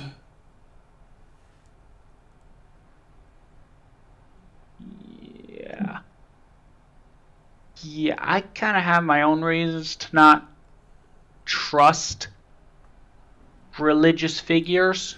You could talk to Kolvig. He can give you a second life. Maybe he can pull another one back. I don't know. All right. I'll give it a try. As you wish. And how many of those ribbons could I have? Well, you can only vote once, so one is all you need. If you want two and keep one for a souvenir, you could. I was thinking a bit more than 2. I don't understand. You are but one person, large as you are. Yes, but I kind of realized with enough cloth, you could make a lot of clothing. From the ribbons? Yes. He kind of laughs a bit, says, these have powers. These are for voting. These are for voting for Kolvik, the Pumpkin King. We don't make clothes out of it. I have a Put question. ribbons in your hair, perhaps? If I tried to leave with those ribbons, I mean... Who knows? Yeah, if I could... Go for it. Hey, Tilbin, I'm just going to let you know what I'm planning. I was thinking of collecting a whole bunch of ribbons and then making a disguise kit with them. It's up to you. But he's not going to give them to you. But, Alright, so he'll... Actually, could I roll persuasion to see if I can get him to give me more than just... You can always roll persuasion. Go for it. Yeah. I got 28. That's a monster roll. This is my friend. I will give you 2 of the ribbons. Actually, could I have a whole bunch to give to the mini friend? Actually, now it sounds like I should roll deception. But I was going to say to give to my mini friends who were not able to come to the carnival. They're not able to come to the carnival. It will serve them no good. They cannot vote if they are not here. Well, yes, but they love hearing the stories of my travels, and you want souvenirs? They always like a nice souvenir. Very well, very well. And he pulls 2 extras out and gives you 2 extra ribbons. Fair. It is not something I normally do, but you seem like you mean well. You now have 4 ribbons. Yeah. Only I'm going to use one of them to vote. Are you going to vote right now? Yeah, I feel like voting orange is my best. Is good. Yeah. Okay. He looks a bit surprised. Says, "Oh, so soon after visiting the carnival? That's up to you, but you can now if you wish. That's fine." Well, maybe I should.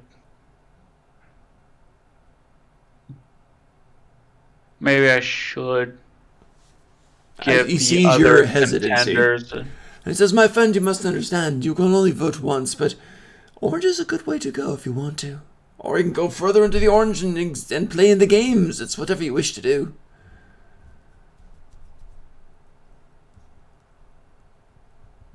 There are prizes. What kind of games are in the orange? Well, right over there is pumpkin carving, if you go down over there, of course. And then there's hot potato game. Hey, Tilbin. Yeah. I just thought of something. Do I have to vote in an area to play the games in that area? Or... No. But okay. There's different things. You'll see. Just wanted to double check. Yep. No, actually, does this guy also have a door behind him? No. He's technically just outside of the orange area, which is kind of unusual. Okay. I don't know. It was just that the lady, and I think in the lady with the blue ribbons had a door that she was guarding. She had a little hut. Said that they're different. Okay. Well, yeah, I've been trying to pay attention, but then I get distracted by looking at other stuff. I'm not worried about it. Well, stop looking at other stuff. What are you doing? Oh, I'm looking at like the rules and stuff in my character sheet. That probably.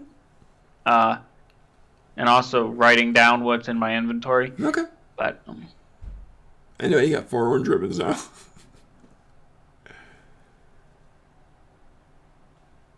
So what would you like to do? Do you want to vote now? Do you want to go somewhere else? Do you want to go further into the orange?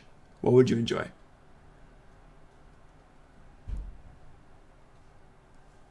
I'm gonna try and get more ribbons off of him. How?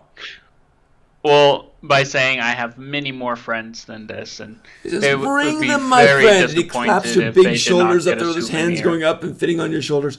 So bring them here. Please understand, they must be here to vote. These are not just normally souvenirs to be handed out. I've given you 4 so far. Oh, but these people have have lives they need to take care of. They can't afford to just wander off into new places, which is why their lights glow with such excitement whenever I tell them the stories. He shrugs. I'm sorry for your boring friends, but they must be here to vote. I just want to say that's rude. He insulted my made-up friends. He kind of did. He insulted my made-up friends. That's great.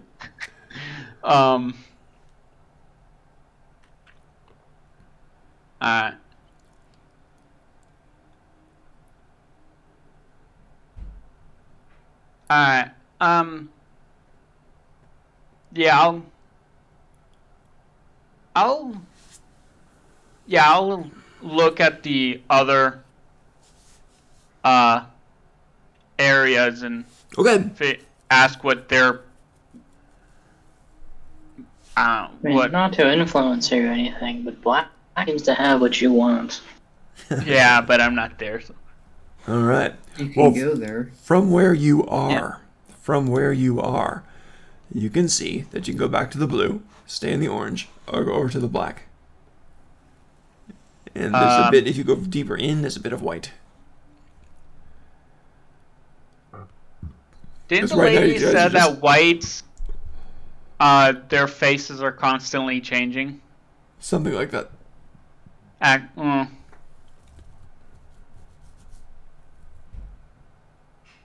Where would the next closest ribbon booth be, I guess? The next closest ribbon booth? Sure. Well, let's see. You are in orange right now. And so every color is a ribbon play. Oh, next ribbon booth in orange, you mean? Yeah, right next to orange. There's 2 of them. There's 2 of them. One is over where the pumpkin carving contest is, and then there's over for the hot potato games. That's as far as you can see for now. For different colors? No, these are all orange. Oh, there are multiple booths for orange ribbons? Say again? Yes. There are multiple. Oh, there's multiple for everything. There's multiple. This is actually pretty darned extensive, actually. Yeah, there's multiple for everything. Yep. I might have to head up here where it's piling up, and I'm not able to continue to listen. But I just wanted to let you know my character will probably not vote for anything. Okay. Yet. I mean, I'm not being the Carnival for, but gotcha. If we do happen to leave in this session, he's just not going to vote. Otherwise, cool. I got you. If we do it next week, I'll probably talk to the Pumpkin King. Gotcha. Okay. Thanks for the heads up, Yupta. Yep. All right. See you guys. Cool. Take care. All right. I'm going to go to the other booths and see if I can get more orange ribbons from them. Booths in orange. All right. So, yeah, you can absolutely do that. So, as a matter of fact, you go deeper in. There's the pumpkin carving on the right, and there's the hot potato on the left, or you can keep going in. Deeper in the orange. It's up to you. So, wait, where are the 2 booths again? Well, you've met the old man in the feather cape. Yeah. To the right is pumpkin carving. To the left is a hot potato games. And there's actually signs that say this, too. I mean, it's very Carnival both atmosphere. of these booths will give me more ribbons? Who knows? Oh, okay. I thought you said... I'm not going to tell you the future, but you do know... You've noticed that every little station has their ribbons. Okay. So it's pumpkin carving and... Pumpkin carving is to the right, and hot potato is to the left. I'll go to a hot potato one. Great! You're on a hot potato. All right. So you're there, and you see a bunch of people who are gathered around, and they're playing hot potato. Literally playing hot potato. So it's kind of funny, but the potato is not really a potato, it's a pumpkin. But the game is like the hot potato game. I don't know if you're familiar with that. Yeah. So you see about 5 people who are left. And there's different people around here, and it's weird because the MC seems to be a scarecrow. And he's like, ladies and gentlemen, We have a great contest here. It's going down. There's 5 contestants left. And they're tossing around this little pumpkin person to person to person to person to person. And they're doing it with their playing like bam, bam, banging on metal drums, steel drums. Ding, ding, ding. And every time it goes ting, they toss it. And then all of a sudden it goes bing. And just the tone of the bang when they hit the metal drums goes really high pitched, like an alarm. And then that person blows up in a splatter of pumpkin puree. And the pumpkin hops into the next person's hand. And they say, and we continue! 4 left! Ding, ding, ding! And they keep tossing little pumpkin person to person to person and hoping they don't detonate in a blast of pumpkin puree. And everyone's laughing and smiling and having a great time and wiping the pumpkin puree off of themselves. And they don't seem to be concerned that their friends and companions are blowing up into splattery goo. Wait, the people are actually, like... Are they actually dying? I don't know. I'm sure I don't know.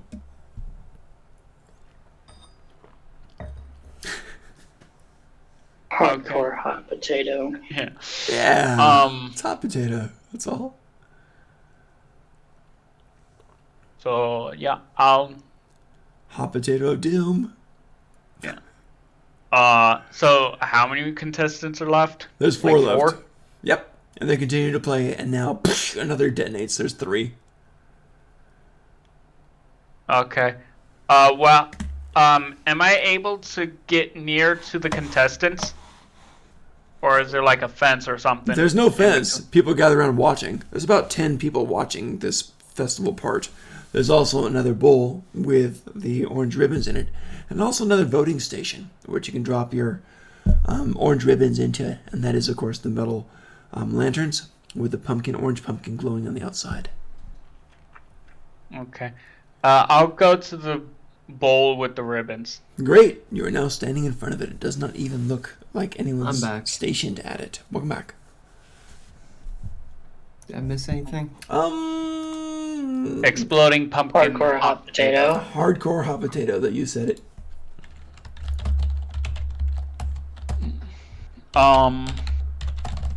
So yeah, I'll ask the guy if I could have some ribbons. The scarecrow guy kind of turns. He's got, of course, the pumpkin-headed scarecrow guy. And he says, of course, take one and vote. And vote wisely. And he kind of sinuously just kind of puts his big pumpkin head right next to you. And his body kind of elongates, so he's now as tall as you. Okay.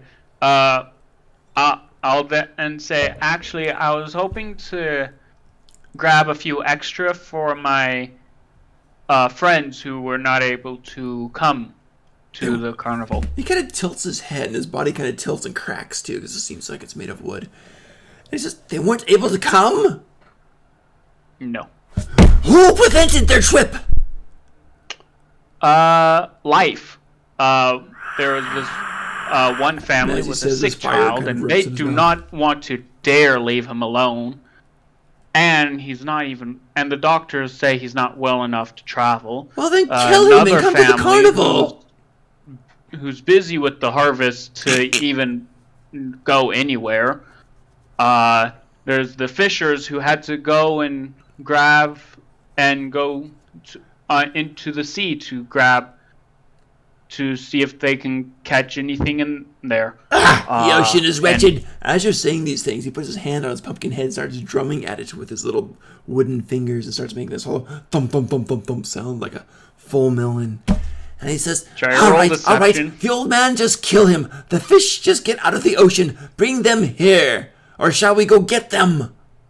We could. My friends, he holds up a finger. We could go get them. And the tip of his finger ignites in fire. Then I have an idea. But then they'll all lose their houses. So what? For the taxes are... Taxes? Where do you live? How barbaric. Oh.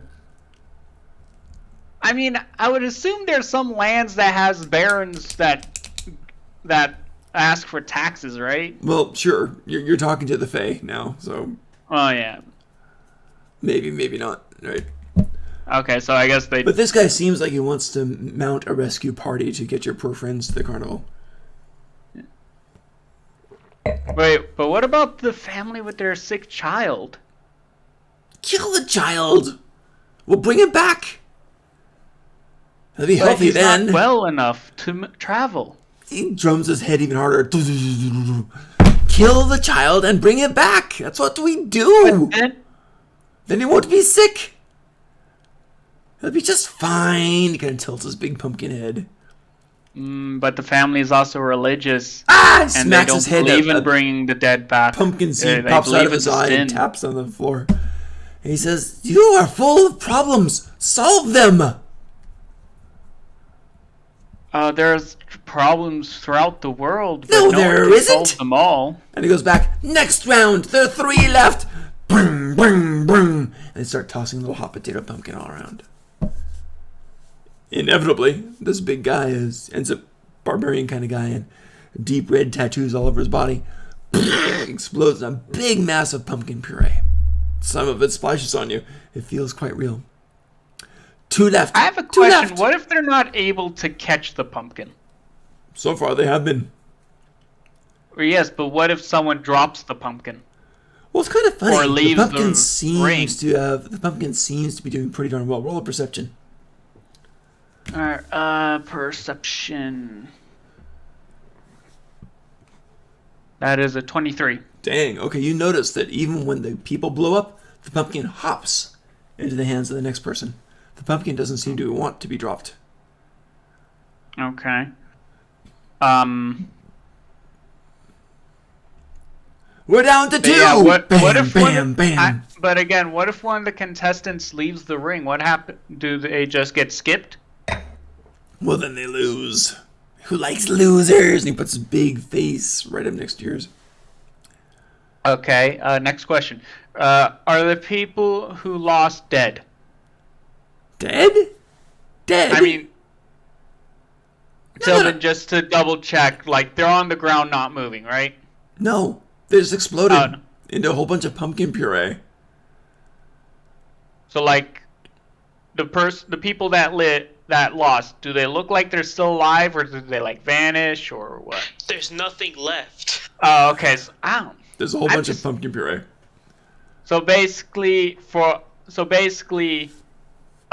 in another context, this pumpkin puree could basically just be their internal organs and blood. Are you asking him that? It's pumpkin puree. Are you? He's gonna make a pie out of it. You're asking him that? No, I'm just trying to get an image in my head of what the hell's going on. Think of you taking a pumpkin and stringing out all its guts Yeah. on the floor. There you go. Orange pumpkin guts. Yep, and make a big water balloon out of it and pop But it. the people that lost, there's no evidence of them being there. They just Correct. blow up Their in clothes pumpkin guts. aren't even there. Okay. There's nothing left but pumpkin guts. Okay. And he looks at you and says, "Do you have the pumpkin guts to play?" Yeah. I'll ask again. The people that lost, are they able to play again? Ah! They lost. They're losers. Bam, bam, bam, bam. And he goes down. There's only 2 left now. So there's this halfling girl with nice, long, full hair. And there's a tiefling guy who is kind of sweating now, even though he's a tiefling guy. So, hey, Tillman. Toss. Tiefling guy explodes. The little pumpkin pops into the hands of the halfling girl. And it's just, I won, she holds it up and says, "Indeed you did!" And people applaud and everything, and she's very, very happy. And he comes up to her and says, "Go ahead, my dear. Take a bite. It's your victory." She says, "Thank you," and takes a bite of the pumpkin. It's delicious. And he kind of puts his stick arm around her back and gestures at the place and says, "You have done well. You are favored now. Make sure you finish it every bite." She kind of nods. "Except the stem, don't worry about that." And she kind of keeps eating it. "But it's so delicious." "You've done well. The gift is yours." Is it wrong that I'm thinking of a horror film and the pumpkin is bleeding red? That's not what happens. I know, but I feel like if this was a horror film, that's what would be happening, because all the contestants exploded into pumpkin guts. Yeah. So now I'm just imagining the pumpkin guts was replaced with the loser's guts. Didn't happen that way in this particular carnival, but maybe some other carnival somewhere. Anyway, so the guy, after he escorts the girl on to the next station, or leads her on away to the next station, he comes back, turns back to you, says, "Well, so many questions, so many rescue missions. So tell me, do we go and find your pathetic, sad, sorry friends crying for all their loved ones, or do we play games?" Actually, Tilbin. Yeah.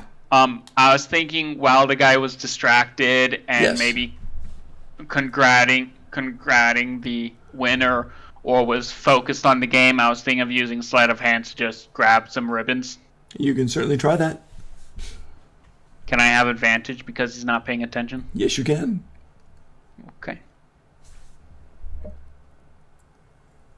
Come on! What'd you get? It's 11. Well, that's not too terribly awesome, is it? Oh my god, with advantage you got an 11? Yeah, with advantage. Because the highest I rolled was a 9. You got caught. Yeah. Okay, he's back in a flash. Just tap, tap, tap. It's like a guy walking on stilts. Exactly that sound, too. And he's back right in front of you, just as tall now. And his pumpkin head kind of tilts. And he looks at you and says, "Well, are you taking them for your pathetic friends? Well, I just thought your pathetic you were friends who can't even vote? What do you say? Your pathetic friends that can't even come here and vote? I just thought you were a little busy with your game. I thought I would just grab some myself." Ah! A little bit of smoke comes out of his eyes. "Are you going to play a game? Would you enjoy it? Are you here to vote? Or are you here to take all the ribbons and spoil it for everyone else?" No, I'll vote. I just want to look around first and also grab some souvenirs for my friends. Very well. And behold! And he points you over to a stump. And there's a small pumpkin on it that says, "Why don't you play a game?" And the big smile opens up, jagged maw with ragged teeth chopped in there. I have a question. There's other contestants gathering. Tilbin, is he trying to take away the ribbons I've grabbed No, from he's his not. bowl? He's not. Actually, roll 2d6, please. Oh, 2d6. I was just thinking 1d6. No, 2d6, please. 4. 4 ribbons. You got 4 more orange. That brings it up to 7, I believe. Yeah. So there you go. 4. Okay. All right. So you got about 5 other contestants who've gone up, all kinds of different people, and they're ready to play.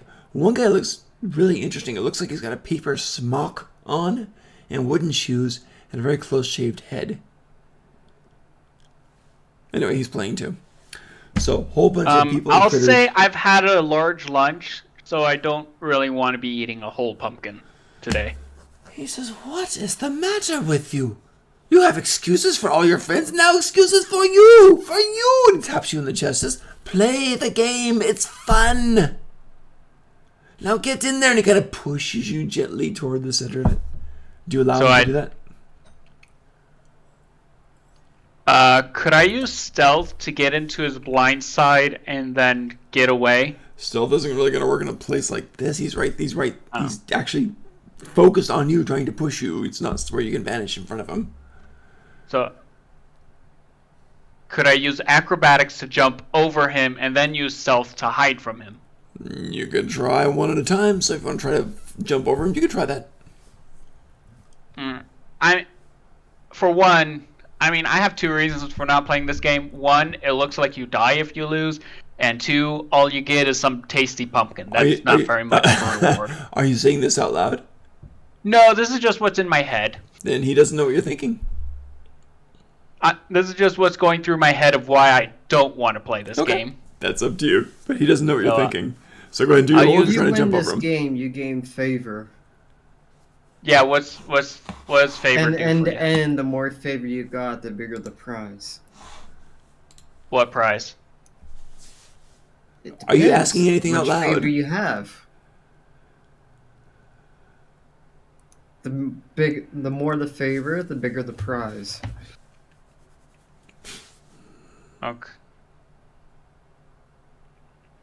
I'm gonna ask him, what kind of prizes can you get in this in the carnival? Oh, for this particular game! And he kind of swells up and kind of inflates a bit. He says, it's delicious pumpkin if you win! And you don't go pop! And you've seen what happens when you go pop. There's actually a couple of halflings kind of shoving out all the puree right now. Yeah. Kind of mopping it away. Yeah. So don't go pop! And then he laughs. I think... Don't be afraid. Are you afraid? Look at other games before I choose what my last game might be. He kind of slings his arm over your shoulder and just comes really close to your ear and says, you actually feel the heat from inside of him. He says, could it be, my large boy, that you're afraid to play a game? Afraid you'll go pop? Afraid you'll eat too much? Afraid of a little fiery tummy ache? Also afraid I won't be able to vote.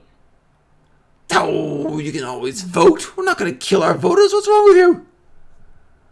Okay, then what happened to the other contestants? Oh, it's part of the fun. You decide. And he turns around and walks over to another contestant. Okay, if he's no longer bugging me, I'm just going to go to the last looking ribbon booth. In here? Okay. So you go to the pumpkin carving one? Yeah. Okay. So you go back over, and it's not visible from here. But you can walk back over to the pumpkin carving booth. And here's where I'm going to jump to the other part of the other party. Right. We'll sorry for taking so long, guys. That's okay. You're good. Okay. It's fun. It's fine if I go next. Yeah. We just got a whole bunch of everyone. You guys always split the party. I don't know. That's okay. That's okay. All right. Who wants to go next? Can I go next? Gray or pink? You got it. All right. So Odrich goes walking over to Gray. He knows it's there somewhere and asking people as you try to get there. You know that Gray is, you've got to pass by the white. And you can go between white and black or white and pink to get to the Gray. So which one? White and black or white and pink? It's roughly equidistant. I'll go through white and black. Okay, with white and black. And there's little entrances, little alleys, the whitewashed alleys, literally, and the blackwashed alleys. So you can go into there, but you're not interested in those at the moment, I believe. And you just keep going. Going straight to the Gray. Got it. So as you're going there, you pass by another place as you go walking around. And by the way, the Gray is more toward the center of the carnival. The outside wall, the shimmering field of force, is no longer visible. You're definitely in this small town now. So as you're going along, you're kind of skirting the white, not going exactly in there. And you pass by black, and then another color is taking its place after you pass by black. And this is multicolor. And the tiles there are literally multiple colors, totally random, unpredictable colors. You can walk in there, or you can continue to the Gray. Going Gray. Like I said, straight to Gray. I got to give you the options. Cool. All right. So you go straight to the Gray. And you're walking in there, and then suddenly, there it is, gray tile. And it's pretty uniform. And the buildings here are gray stone, and all very neatly packed, very neatly done. Everything seems pretty organized and pretty nice. There's even some plants growing in pots on the sides of the roads outside of what appear to be houses, or at least the doors to houses. And it's all, think of like San Francisco, where it's all one big row of things all made of stone, but different doors for different houses and different potted plants out there. And you're going along, and you come to your first station in Gray, and it opens up, and it's very nicely done. It's very predictable. Opens up in a nice place, about 30 by 30. It's actually gray overcast now, too, which is kind of weird. No, actually, it was snowing when you went in, isn't it? So that makes sense. But it's still gray overcast here. And it opens up into the first place. And there's several people here, about a dozen, who've come in. And they're talking or chatting or whatever. And there is a main desk in the center. And in the main desk is a woman. And she's got practical cut hair. And her nails have been trimmed practically. And she's wearing very practical clothes and does have a cape on. And she's sitting down in a nice, pretty ornate chair. The desk she's in front of is a big gray desk. Nice gray slate on the very, very top. Very expensive looking desk. And she's got a few people in front of you. There are two people in front of you. They're standing in front of there. If you wanted to go wait in front of that, you could. Do you want to wait in line at the desk? That seems to be the major draw. Sure, I'll wait in line. Or do you want to go talk to one of the other people there? It's up to you. I'll wait in line. Okay, great. So wait in line.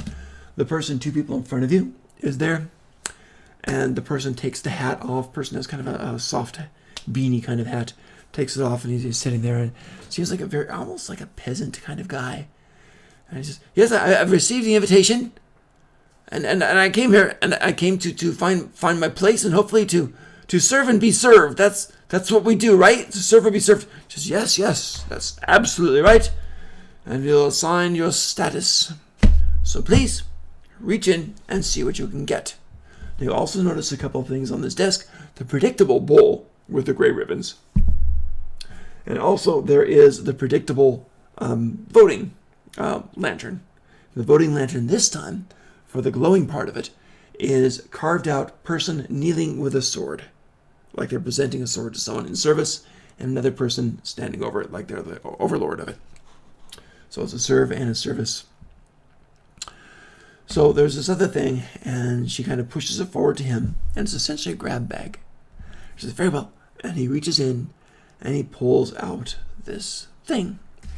And it's literally a number on a wooden chip. Think like a poker chip or something like that, but there's a number on it. And he says, 17! 17! I'm 17! I just, wow, that's good. It's not the bottom. He says, it's not, is it? It's not bad. He says, I think you do quite well. I think for someone of your stature, you'll be just fine. And it's like she's trying to talk him up and trying to convince him a bit. So we'll go stand over there and we'll see what we can pair you with.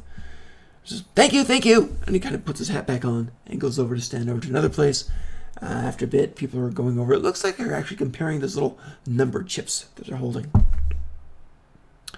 Next person in front of you, she actually calls next, just like desks from time immemorial. And next person comes up. This is an elven guy. And he's kind of limping a little bit, kind of down on his luck. He comes over there. They have the same basic conversation. He takes a gray. He says, I don't want to vote quite yet, but let's see what we can do. He says, totally understandable. Very well, sir. Let's see where you rank at the moment. Keep in mind, this is only for the moment. He says, I understand these things. I've had my training, you know. And he reaches in. He kind of wishes for luck. He mutters like he's praying as he does this. And he pulls out a chit. He's like, 8. That's not bad. He says, oh, that's very good, sir. Congratulations. I go stand over there. Someone will be with you shortly. And he does. She goes up next, and Odrish, you are right there. So for your drawing of chips, lower is better or is higher better? She says, the lower the number, the better your fortunes. The lower the number, the more servants you have. The higher the number, the more work you have to do to attain number 1. Well, first, do take a ribbon, please. And welcome to Grey. It's all about service. We all serve someone. Alright, then I'll take it. Can the lucky feet affect this or no? You know what? That's a really good question. I'm gonna say yes. Alright. So is it a straight D20? It is. You pull out your chit and drop it in. I'm gonna use luck. Gotcha. Really? 12 isn't that bad. It's not great. It's not 1. It's not 1. Ooh. Exactly. I'll take that 5. Thank pull you it very out. much. Her eyes go a bit wide as she sees this. She says, well, sir, my lord, I should say, you are born to lead. And her whole demeanor kind of changes. Says, now, sir, she didn't call any of this sir. Now, sir, if you wouldn't mind standing over there, someone will be with you shortly. So in this game, you want lower numbers? For this particular game, yeah. Okay. For this particular game. All right. So, as you go, As is such, the right to lead into a rule is not given only by luck, by birthright as well. Yes, I'm sure that was seasoned into your fix. This is not really luck, sir, from what I've noticed. This is divine right. That's why we're here. That's why we lead. I'm right now thinking, is it possible to use charisma and instead of adding the number, you would subtract it? Nope. No? That would have been nice. Yep. Didn't work like that. Quite true. The right to rule is also by divine right and by birthright.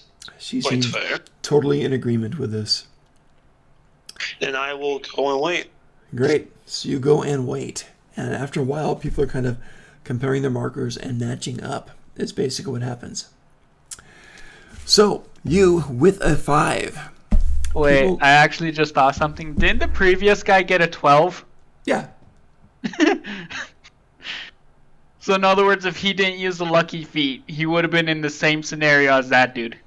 Yeah. Mm-hmm. Yep, that's exactly I'm not right. some peasant. I just want to say that was a little interesting. Yep. And actually, I think peasant or maybe slave would be 1. I mean, not 1, 12. Yeah. Well, maybe 14, 16, 18, something like that. But yeah, so you get this, and people start matching up is basically what happens. And you get quite a few people, and I'm going to have you go ahead and let's see what's good for that.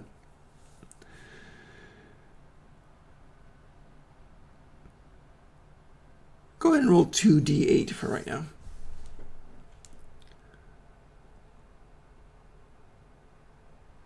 Whoa, that's huge. Basically what happens is, and we'll sort them out later. But a total of 7 different people of lower rank than you come over, talk to you, and basically ask if you would be their liege. Alright, are these all like peasants, or what type of numbers am I dealing with here? You get a whole bunch of different numbers, that's the truth. So they can't be 5 or above, but I can roll and see what we got. So let's go ahead and do that. Alright, so if I get, there's actually a lot more 20s, the deck is kind of stacked. So if I roll... you can also just do 1d20 plus, like, just add 5 to whatever number they roll. Right, but I've actually got a different thing for this. So you're a 5, so it can't be 1 through 5, obviously. Anything else is fine, but if it's a 1 through 5, they're 20s. So that means, so in other words, if you were a 12, you get a lot of 20s serving you, right? So that's it's gonna work for this. So I'm gonna roll, what is it, 7d20. Now remember, if it's a 1 through 5, they're 20s. So here's your numbers. Boom. There's 2 20s. Okay, the 2 is a 2. 2. I only see 1. There's a 6. There's a 2. Yep. Oh yeah, there's a 2. Yep. Let me make a quick note of this here. So only one of them got a higher number. Number higher than yours. Yep, but they can kick down to 20 because that can't happen. 7. Oh, okay. 12, 14, 16. So that's okay. Oh, and the 10.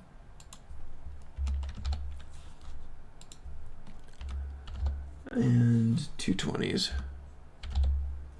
So the highest servant you have is a 7. Yeah.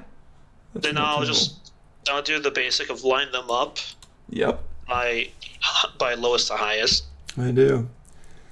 And I go up to the 7. I look him up and down. Or her, him or her. Yep. And I ask him, so who are you? This will be a him. This will be a guy, and he'll be half elf.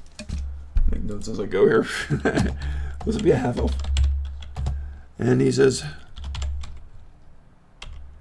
my name is Traegor. And I used to be in charge, holding a pass against the enemy in my home. That fell. Our army was disbanded. And here I am, sir. But I was quite good at keeping the troops going when times were tough. So you are a commander? A leader of men? I became one after mine was killed. So what were you before yours was killed? Basically, I was just a soldier. But many of us died, and I moved up both in skill in battle and from leading others. Alright.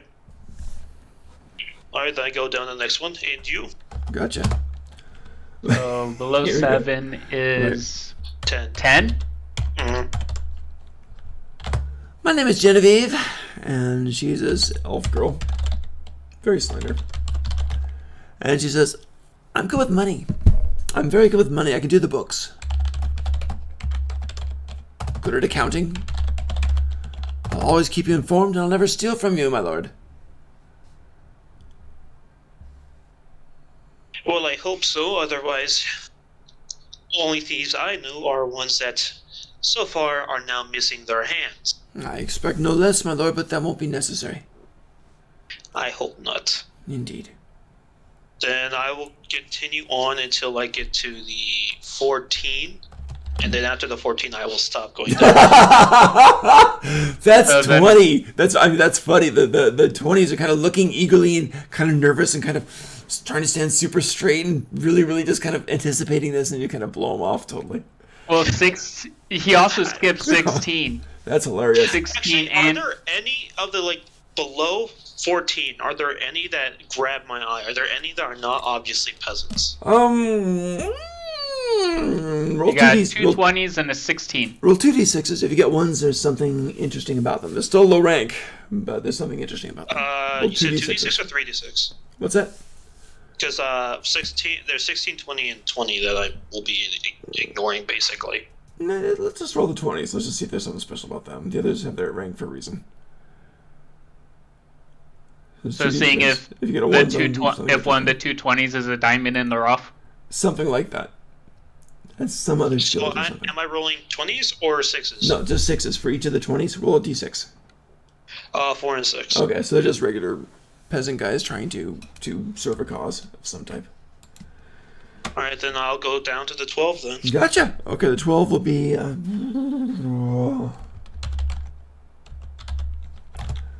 What is he? This is going to be a dwarf, and this is, my lord, my name is Donder, and I am a mason. I've worked for 200 years, sir. 200 years. Very good at carving stone, at shaping stone, and swinging my axe against enemies. As a dwarf, I expect that you are now a master at your craft. I am, sir. I am. I'm here serving today. I was a leader, but things didn't work out. All right, you'll be subordinate to the other trained soldier. Yes, my liege. As you wish. It's better than serving my brother. That's good. You'll be acting as his aide, and his second. It is his second. If he shall fall, then you shall lead. Yes, sir. Okay. Just as a DM, I forgot your race. What race were you? Were you human? I'm human. Okay, great. He kind of leans forward and he says, "Sir, meaning no disrespect, but your second in command is a half elf." Yes, sir. Yes, sir. I'll lean down to him. Is his race a problem? No, sir. No, sir. I'm just noticing. I'm just noticing, sir. No. It's fine. It's fine. Yes, sir. And he kind of bows his head. I expect very quickly for you to get any notion of that out of your head while working for me.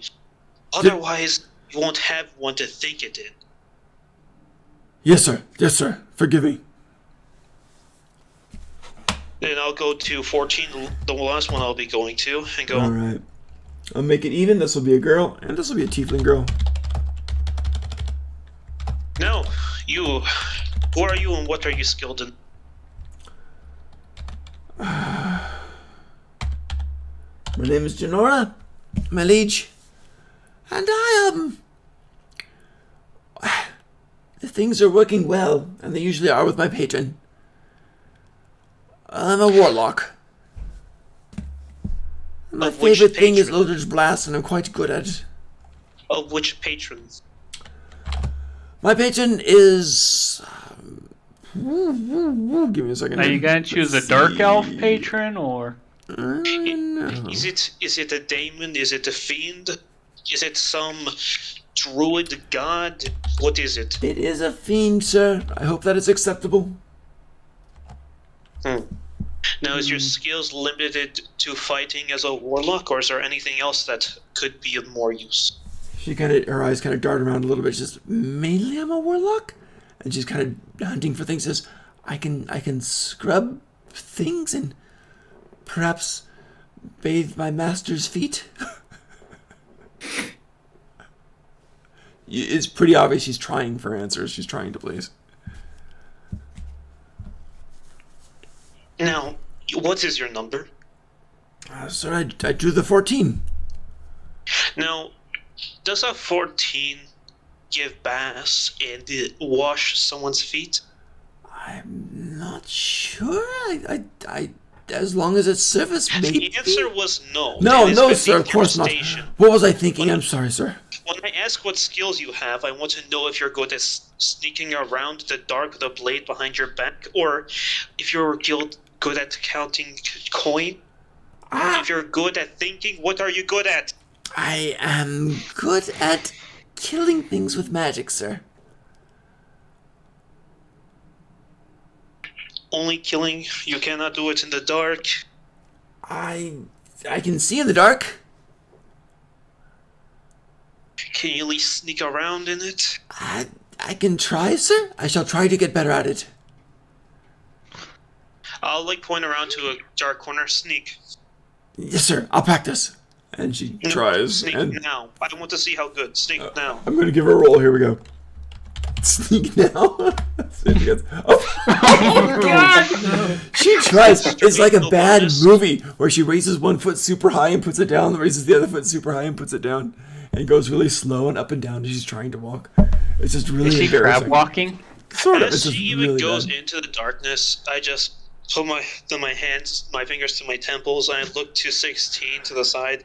I wasn't actually going to ask you about your skill, as you are below even what I would usually even talk to. I would not even talk to this 14. But seeing as it's hard to get worse than that, I'm giving you a chance, 16. That's hilarious. Yes, my lord. My name's Lyle, and I am Well, I was a simple farmer, but I kind of had to survive. So, sir, I was. Did you have your own farm, or you were a simple farmhand? I was serving on my family's farm, and then everyone was killed except me, and then I became a city dweller, and I had to make a living. So I found out I was pretty good with the games. Gambling? Yes, sir. All right. Now I'll give that up in your employ, of course, sir.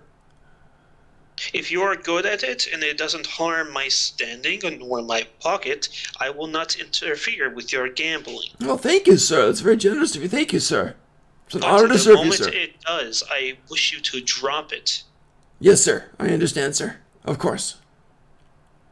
Now, as a 16, I do not know what your skills are, and I hope that your skills as a beginnings of a leader, I hope, is good enough to lead these two 20s under your leadership and keep them organized. I'm sure I can do that, sir. All right. This is a simple chain. You will work under 14. 14 will report to my steward. Now the one who counts coin, I'll point to the one who says she was good. Well, he was good at counting, or she was, whichever, he or she. Right. That is, the counting one is, she's the 10, Genevieve, the elf girl. Yeah, the counting. Yeah. I'll go up to her. You'll be in charge of making sure all the 14 and below are doing their task efficiently and within the funds given. Yes, my lord, I will do quite well at that, I promise. 7 and 12. Yes, sir. You two will be responsible for both guarding myself and guarding the rest of my retinue. Yes, sir. And I've held the pass. I will hold your safety, sir. And making sure that both 16 and the other 20s can at least handle themselves in a fight. They don't need to be masters, nor even proficient, just enough to not get themselves killed within the first 6 seconds. Yes, sir. I'll do my best. Yes, sir. I'll hold you to that. I understand. Now,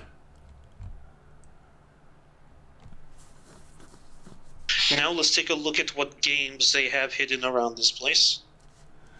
Yes, sir. And the one salutes, and they all kind of fall in line and kind of ragtag. There's no real order yet other than the one you've established, so it's very, very raw, you know. But they do follow you around. They do get some kind of marching order, end up forming 2 columns behind you, something like that. The one guy like Tergo's like, "Sir, do you want me to walk in front of you or behind you, sir?" I shall walk in front. I don't Yes, think sir. anyone here is brazen enough to try to harm me, and I will take a look around for number 4. Yes, sir. All right, so you're gonna try to find someone bigger? Okay. We're gonna go ahead and roll a d6. If you get a 1, you got someone above you. Because yours is pretty high. Let's see what we get. Poor orphans.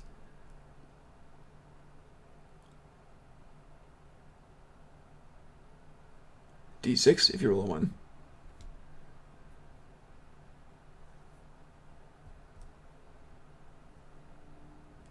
5, so nope. You don't find it. You find an equal, but that's about it. So there is nobody else at the moment that has this.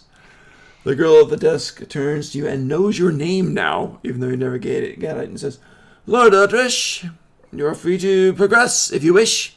If you wish to vote for Grey, you can as well."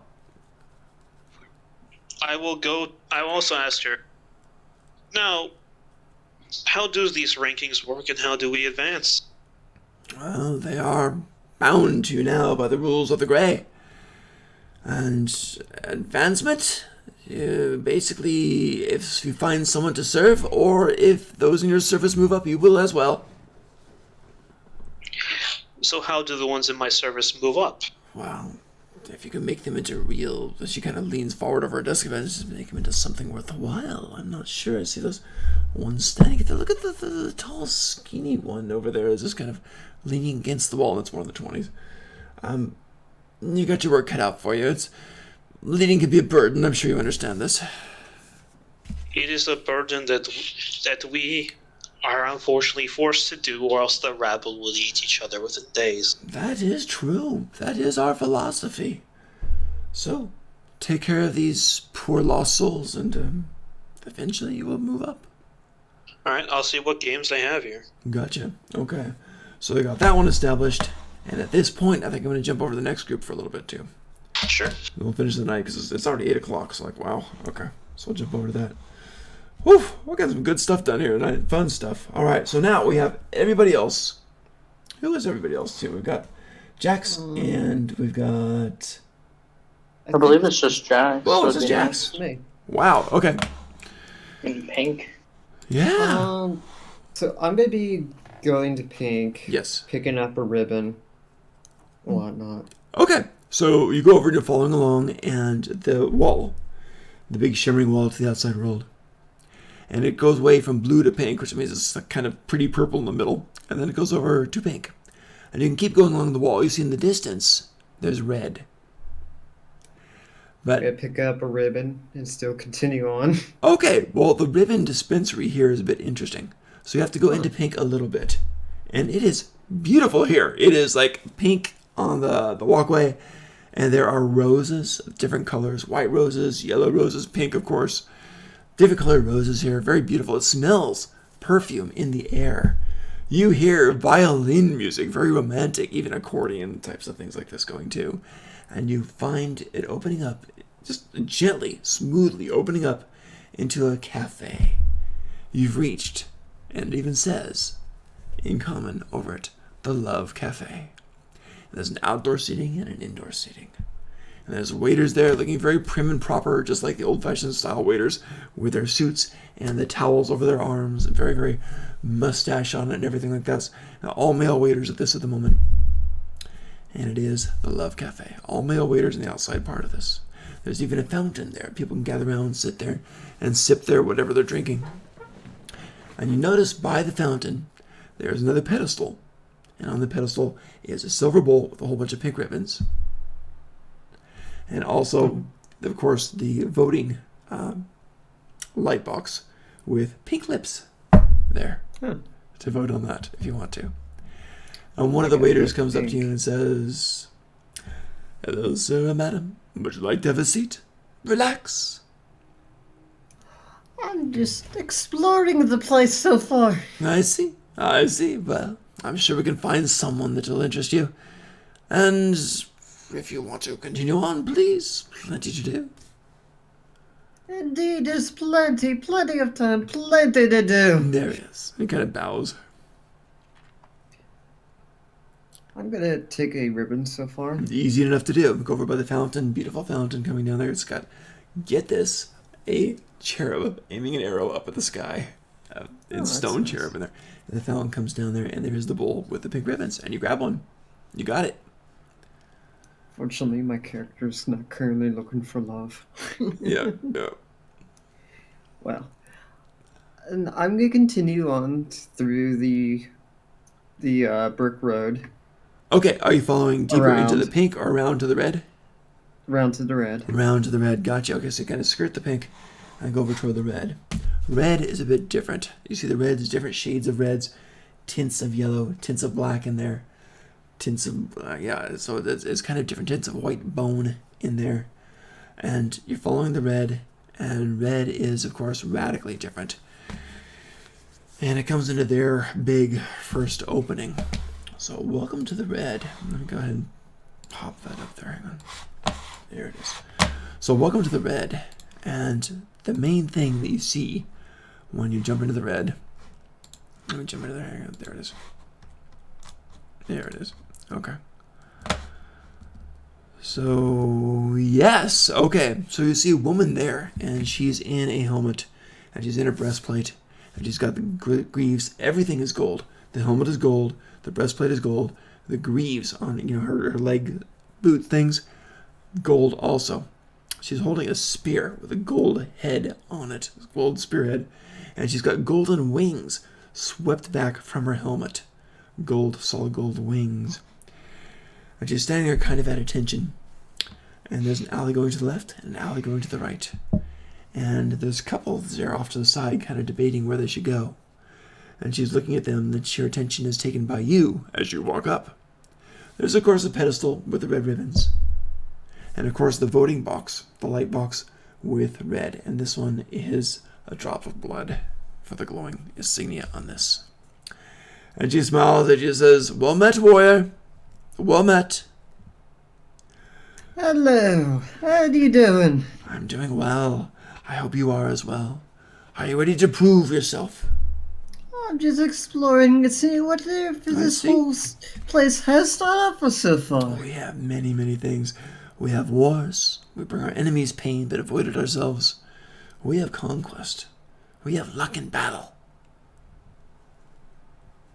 We have games as well. This is a carnival after all. Off to the left, we have last man standing. Off to the right, we have war. Literally, war games. So, please play.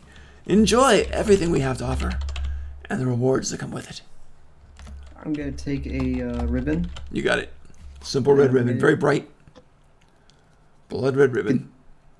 I'm going to continue on. You got it. Okay, when you continue on, are you still skirting around the outskirts? Yes. You got it. Okay, so going around the outskirts on here. And it goes from red over to green. And green is a bit different. As you're walking along here, the stones are bigger, more primitive, like ancient temples for the buildings here. Even the cobblestones are bigger. Now they're about a foot wide for each of them. Grass is sprouting up through the grout in all of them. Different vines are coming down, hanging off of things. Jungle orchids are there.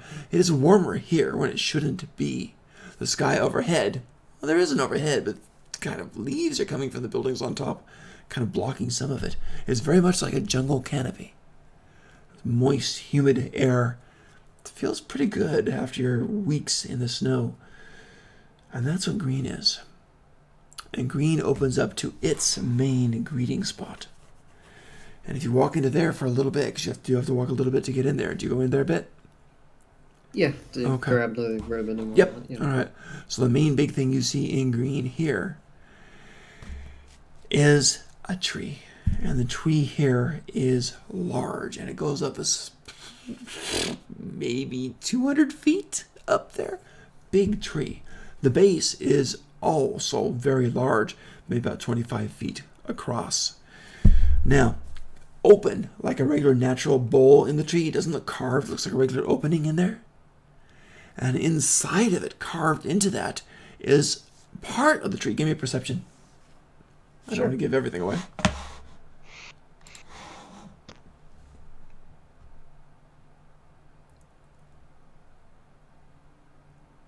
$18. That's not bad. Okay, there is a person standing there. Not quite sure if it's a man or a woman. It looks like a wooden mannequin. But you notice the feet are kind of one leg, and it's part of the wood from the tree. So it's like the tree grew a root into the shape of this person. And it moves, and it smiles, and it seems very mobile. And there's, of course, a wooden pedestal with a silver bowl and green ribbons in there. And another wooden pedestal on the other side with a light box with a leaf on it for the green. And this person speaks in kind of a gender-neutral kind of tone. And it says, welcome, we're a traveler, welcome to the green. The refreshing, to nature, to resilience, to survival, to winning the game of life. Welcome! And the voice kind of echoes in this hollowed-out tree. It says, come here. Thank you. You also notice something else. I forgot. I'm so sorry about that. There's another pedestal, and in the pedestal is a whole bunch of small, just like 1 inch long, very small, carved wooden animals. There's maybe about 50 of them in there. Oh, these are nice. Yeah, they are indeed. And you should choose one that suits you. What kind of animals are in there? All right. As you casually glance, things you haven't seen before. Well, you've seen your elephant before. You have, actually. Different things. Crocodiles, elephants. There's birds in there. There's all kinds of things. Looks like something like a hippopotamus. I don't know if you've ever seen one before. There's also little things. There's a rat in there. I mean, they're all 1 inch long, though, no matter what they are. Looks like quite a variety. There's, of course, dogs and cats and common animals, too. A fair variety. There's a cow, there's pigs, there's different things. It looks like little kids' toy animals to play with. I'll take one at random. At random?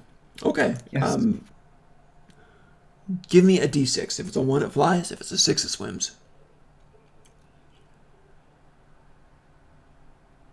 Okay, so it's nothing like that. So what you have grabbed is a gazelle.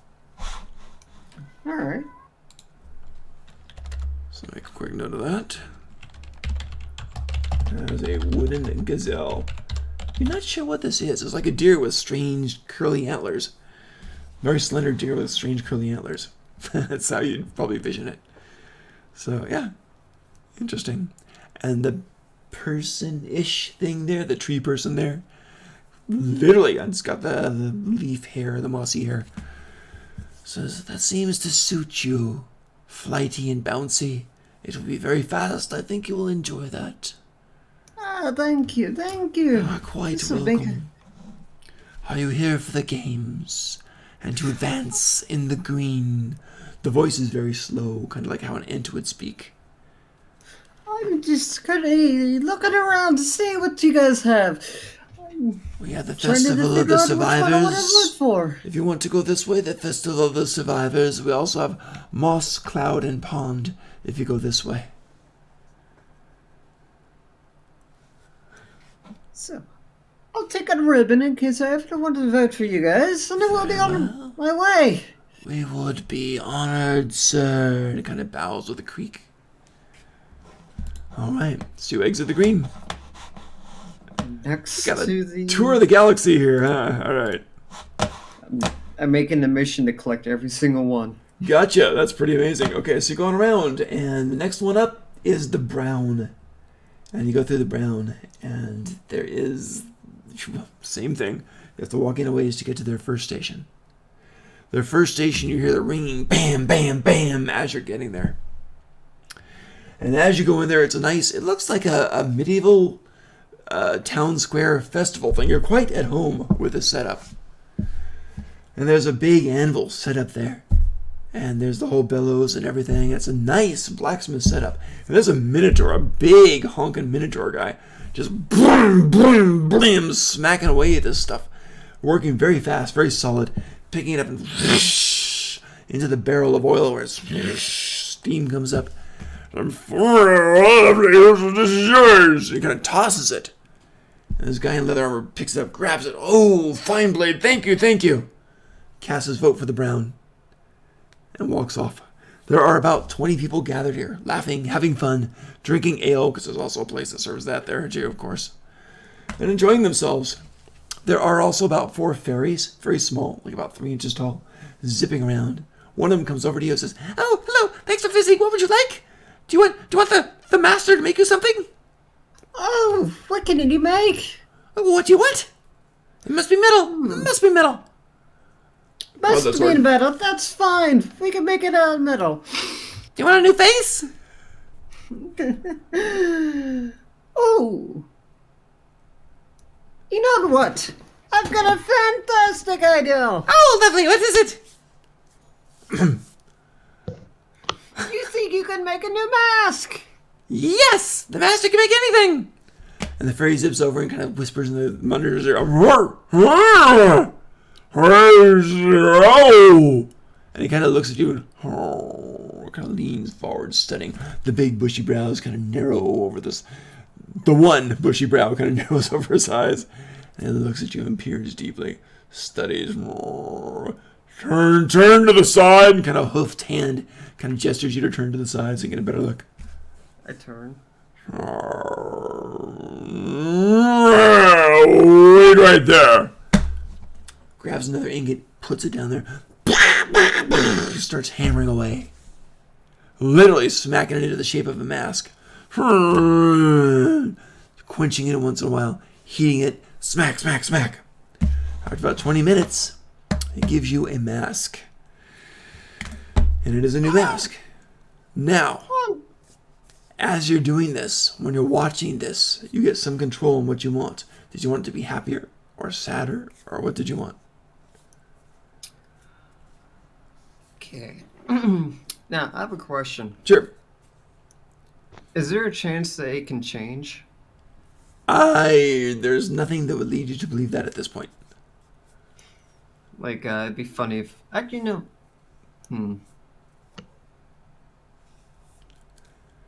You're not at that level in depth in the game yet for this. I was thinking of a magical mask that changes. You're not that deep in the brown smelling to frowning. You're not that deep in the brown yet. So just one static image. Neutral, happy, sad, afraid, laughing. Tell you what. We'll do happy so far. It is a happy mask. And he looks at it after it's all cooled down in oil. I like this. Catch! And he tosses it to you. Thank you! Welcome! Goes back to the next. You! What do you want? Dwarf's like, an axe! Axe! And he starts hammering. Starts pounding that out. I'm gonna take a ribbon from here. Yep. You now have brown ribbon. And onto the House of Multicolor. Okay. You're finding out you would figure out the multicolor's last one. As you get to the multicolor main entrance, you notice it turns black coming up, and that would bring you full circle. So you know the gray and the white must be interiors, which you haven't hit yet. Okay. All right. So you go in. You go into the multicolor now. Woohoo! Here we go. All right. So you go into the multicolor, and this is just crazy because pretty much all the blocks are different colors in here. It's like a kid with Legos building a house. It's just everything all over. It's just craziness. And you go in there and you meet the first place. In the first place, ironically, it's a very simple sign above it, and it just says Chaos Bar. Very simple, plain white letters on this block of wood. Above it says Chaos Bar. So you go in there, and here's the funny thing on that. You walk into the... I'm sorry, did you want to walk into the Chaos Bar? Sure. Okay, great. That's where you see on the pedestals the white ribbons and the silver bowl, and also the voting thing. The voting thing on the multicolored is just all sorts of different colors in there. I'm sorry, I said white ribbons. I mean, all kinds of different colored ribbons in there. Just the ribbon is... Each ribbon has about 14 different colors in it different blocks. So you see all these crazy ribbons in there, and you're in there. There are 2 bartenders behind the bar. One of them looks like an elf girl, and the other one, give me a quick perception roll, please. Sure.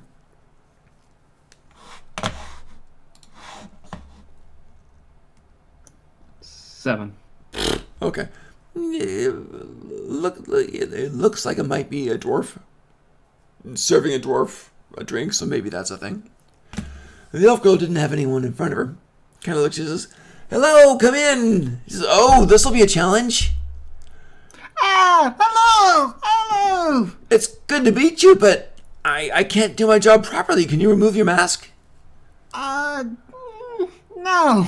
"Then I will do my best." And she goes over. "Do you want to sit at one of the tables or at the bar itself?" Bar. Great. So you go sit at the bar. She leans down, matches your height, stares into your eyes, and her face shifts, and you're looking back at your mask. That's interesting. She's talking, and it's the same as you talking, except her mask mouth moves, because it's actually her skin. So her mask mouth moves when she talks. Says, "I'm sorry I can't get it perfect. This is very painful. Here, why don't we have a drink?" And she sets a glass of water in front of you.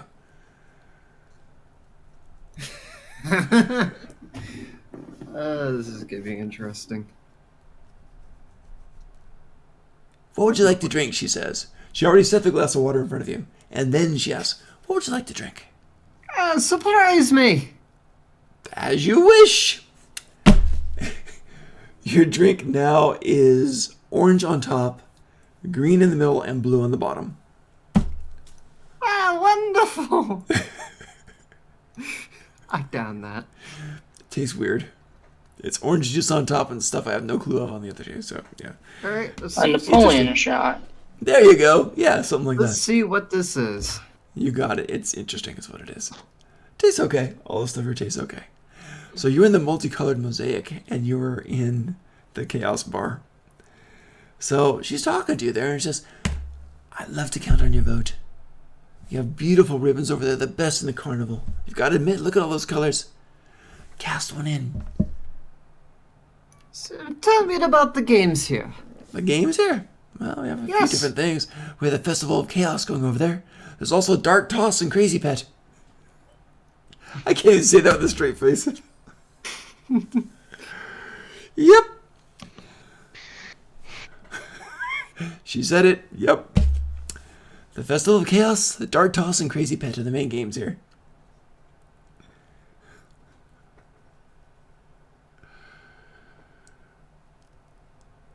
Alright. I'm gonna take a ribbon from here. Okay, you got it. And, so far, I think I need to travel inwards. Okay. It's funny because as you turn to leave, she's like, "Bye-bye, please come again." And as you turn to leave and she thinks you're walking toward the door, because you are walking toward the door, she sighs audibly, "Oh!" and slumps onto the bar. And that masked face molds back into that half-elf girl face. And she's like, "Oh, wow." So there, she's quite relieved now. All right, so you go out of the bar, and you see a whole bunch of people here, and doing strange things, but you go pressing on, so I won't get into that.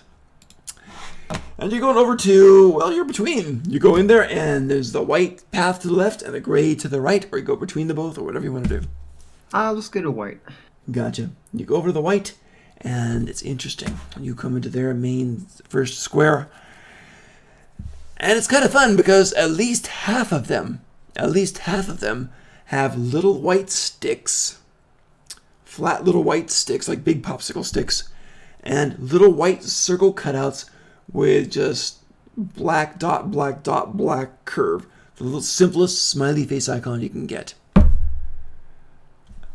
As their faces. So holding up in front of their faces like that. So it's quite just weird looking. So they're holding that up in front of their faces, kind of showing those things off there. And one person sees you, and this is a short, plump halfling, very plump, kind of walks over to you, shuffling a bit. Says, "Welcome, welcome, welcome, and you, welcome." Thank you. You're welcome. You can be anyone you want here. But you have a mask. You already can, can't you? Yes. So welcome. Our ribbons are right over there. Beautiful, pure white ribbons. Use one for voting, if you wish, and the mood so takes you. Wonderful. I shall take one. Good. I'm glad to see that. So, we are everyone and no one. And here you can change into anything you want.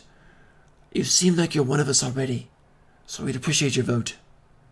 We have games too. We have makeover, trading places, and even mass control. That's my favorite. So many things you can do. We also have blending in. We also have some amazing carnivals if we win. But yes, good stuff. Meanwhile, enjoy the games. Travel down that path that one there. What can I win over here? Well, in this one right here, we're just greeting right now. But if you want to travel on the left, there's makeover. Down the middle is trading places. And on the right is mass control. And you can literally win what the title says. Makeover will make you over. Trading places, we will. He kind of laughs a bit at that. And mass control, well, that's for the power-hungry ones. I don't know if that's you or not. It might be. Nothing wrong with that, my friend. Nothing wrong with that at all. What is mass control? Just curious. Of course. I see you are one of the power-hungry. You'll go far. Far indeed. He kind of steeples his fingers and smiles. So mass control is the control of others. For we are the chosen ones, aren't we? And it kind of winks. But you already knew that. So, why don't you play the game? And if you can win, you can be granted mass control powers. Wonderful. I think I'll take a ribbon. Absolutely! Beautiful ribbons. Here you are, my friend. So you got a ribbon? And now heading to Gray. Gotcha. Gray, you've already heard a little bit of the description of the Gray. There is the woman who's at the desk. A couple of people in front of you. So you gotta wait through like about 3 or 4 people. They take the chips. You were listening with Aldrich, I'm sure. So that's basically what happens. You finally get up there and she says, "Hello, welcome. Please grab a ribbon. And also reach into the bag and let's see what ranking you rate and merit." Sure. Good. Okay, so you take a ribbon, I'm sure. Yes. Do you reach into the bag? Yes. You do? Okay, you pull out a chip? Yes. 2. Oh.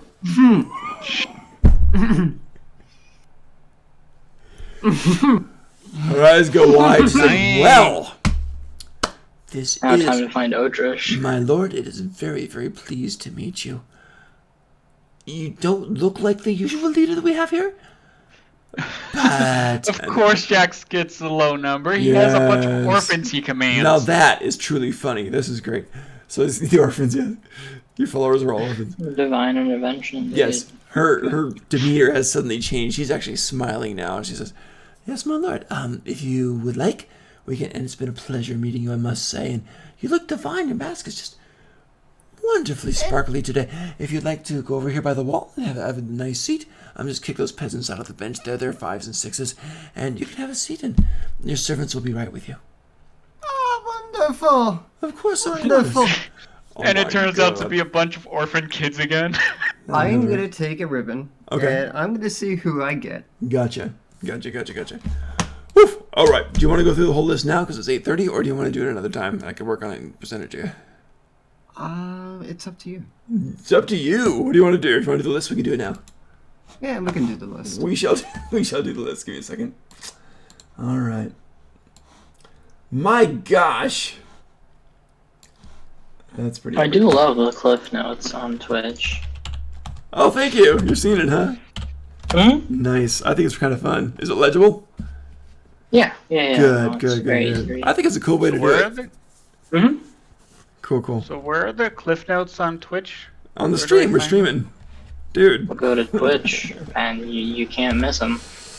All right. So let's see. How many... We'll go to stream. Yeah, I'm at the stream. You know, Odor's just gonna have a kick out of this one. He's gonna freak. You could be his lord. I know. For 2, I'm gonna have you roll 3 6-sided dice and see how many. No, wait. 3. I'm sorry. I'm about to commit regicide. Wait, I just thought of something. 3 If 4-sided Jax dice. says that he'll follow Odorsh, does that mean Odorsh would go up to a 1, or would Jax go down to a 4? Depends what happens. So Jax, give me 3 4-sided dice. Let's see how many followers you get. You mean a 6? 3d4? 6. Yeah. 1, 4, 2, 7. Oh, same number. Okay, let's see what we get here. Now we get to roll 7 d20s. If you get a 1 or 2, they're ranked 20. Otherwise, they're whatever ranks you get. Wow, you rolled like garbage. 5, 12, 18, 10, 10, 7, 17. You got someone of Odrish's rank following you. That's pretty hilarious. All right. Is it Odorish? They're in the actual stream. You know, actually, because I would kill you before I follow you. Isn't that funny? Oh my gosh. All right, let's see what we get. We'll not have Odrish on this one. I don't think it works. Let's see. I'm going to do a boy girl type of thing like this. Okay, this is going to be... She comes up. My lord. And her eyes are like stars in her eyes because you're a 2, right? She's like, my lord, I'm Jenny. I'm a halfling. Which is obvious. I mean, she's a short little girl. Brown hair. And she says, my skills include... Well, I am a bit embarrassed to admit that my skills include, well, taking things, my lord, and I would never steal from you, but I'm very, very good at this. And I think the thief! I think I can enrich us, sir. I'm with respect, I'm your thief, sir. Ah, wonderful, wonderful. Thank you. But he already has Thank you, my lord. Thank you. All right, so that's her. Let's see what the 7 is. This is going to be Ricardo. And he's going to be a... You know what? Let's go for it. Let's go with Aarakocra. Oh, this is great. This is Ricardo. And he's an Aarakocra bard. And he's got... You sure he can't be a heart? No. So, Aarakocra bard. He's got slick back, black feather hair. And, yeah, and he's like, sir, it's a pleasure to serve you. I shall sing you songs to make you famous. And, my lute shall pave your way with musical notes. And I shall stand by your side and sing ballads of your exploits at all the taverns you have ever seen and heard of, and far and wide. We shall become famous together, sir. Me because I serve you, and you because you are you. Ah, wonderful. The charismatic type. Well, thank you, sir. Thank you so much. And now... Oh, my lord. What's your name, sir? Call me Jax. Yes, my lord. My lord Jax. He loves to attack. He'll charge a large tax. And those are the facts. And then he gets back in line. I apologize for that. But yeah. It's fine. That's what happened. I still can't believe I got hired. That's hilarious. Oh my gosh. This is just not right. This is too funny. All right, next one we're going to do a let's see. Oh, hey, this is gonna be fun. I actually got work tomorrow, so I'm gonna be heading off. I understand. You have a good night. Take care. Have a good night. Don't do drugs and don't boss me around. There you go. Jeez. Can I pick up Odorish? No. Okay, the next one is this is my lord, and this is a girl. She's a Goliath girl. She's very tall. She's about 8 feet tall. It is my lord. It's my pleasure to serve. I was a sheep herder in my day. Very large sheep, not like the sheep you people keep. No offense, but big sheeps. And I was a sheep herder, and I'm very good at keeping things in line. and I think I can serve you well. And I will do that. Hey, Tobin. Yep. You skipped 2 10s. Did I? Yeah, there's 2 10s. Okay, well, let's get to the 10s. Anyway, that's the 12. She was out of line. She's like, oh, forgive me. Counting is not my strong point. And she goes over to the 12. All right, let's pop in the 2 10s then. Oh, my goodness. This will be...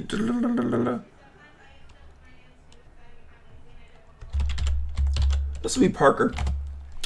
And Parker is going to be a dwarf. Is his last name Peter? No. He's going to be a Spider-Man. Yeah. So here we go. We're going to be Parker, who's a dwarf.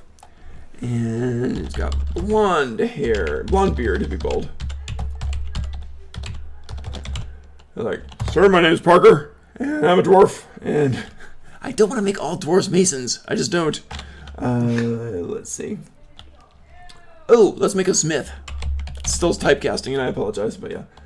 But it'll be a smith. He says, I'm good with a hammer. I got a hammer on my back, and I'm good with making things, so I can do that, even leatherwork. I will serve you well, sir. Ah, interesting. Yes, yes. I look forward to years of strong service. All right. Parker, sir. And he gets back in line. Next one comes up. Oh, this will be fun. She comes up, she kind of smiles. She's got this purple dress on, no armor at all. She just kind of smiles and comes up, very flirty. My lord, I'm Dina, and I'm a barmaid, and I can serve drinks and food and make people feel good. Ah. I could find use for that. There you go. I know I'm not there, but... Oh, God. That was really creepy, the thing you just really was. There. Just saying the way you said I now know what you guys are thinking, and no, that is not what I was planning. That was so funny. God. Sure. I was thinking more like barmaids are the rumor patrol of an entire town. Of course you were. In other words, if you got a barmaid on your side, you know what everyone's saying.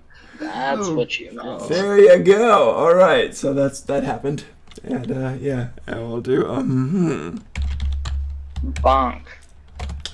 Oh, okay. This next one. Oh, hey, this will be fun.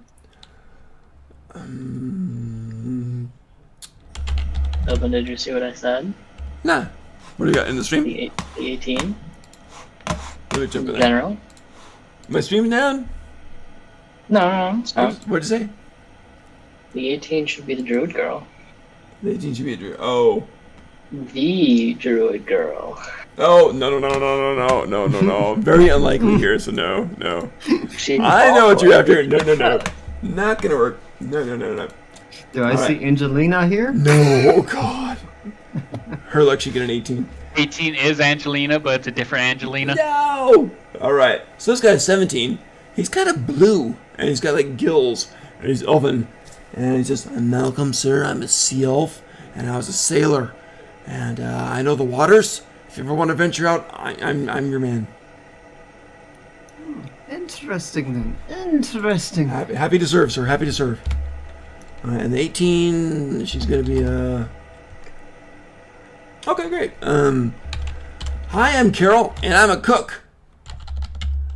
And I'm pretty good at things, and people usually don't complain. Good to meet you, sir. Usually. You got salt and pepper hair and a fairly low charisma, but she's like, yeah, tries. So what do people usually not complain about? Well, I make... Okay, see if you guys can guess what I'm trying to describe. I make specialty, and I invented it. And it's these wonderful little meat logs wrapped up in pastries and baked. Ah. The pigs in a blanket type of thing. Pigs in a blanket? Yeah. Meat logs and pastries. So, yeah. I'm ready to do it. It's canon like now. The worst way I've ever heard that described. No, isn't that great? So, meat logs and pastries, yeah. Cool. Oh, hey, Jax, I just realized you're high as or lowest is the same number as Oddish. So. No, Oddish has got 220s. Thief? Yeah, we pointed it out like a long time ago. So we were joking that his 5 is Odrish. I know. That's funny. That's funny. Yeah, the more I didn't pick up. Very successful thief. She must be a pretty good thief. A bard, a smith. Yeah. A bard maid, a. Yeah. The barmaid. A large sheep herder. Like a sheep herder. Yes. And a sea elf. Yeah. Yeah. That's a good mix. There you go. I can make a full inn at this point. Pretty much. Have fun. I can make a seaside inn. Oh my god. With the orphans. They're all 20s, yeah. I mean, I can literally put to work the bard, the cook, the sailor to get the fish, and pretty much everything here. Yeah. The thief could get you some extra coin in your bar. I could use the herder for getting actual land meat and whatnot. Yeah, I did not expect you to actually take a number. Did you say land meat? Yes. Maybe cows or pigs. Oh, land meat.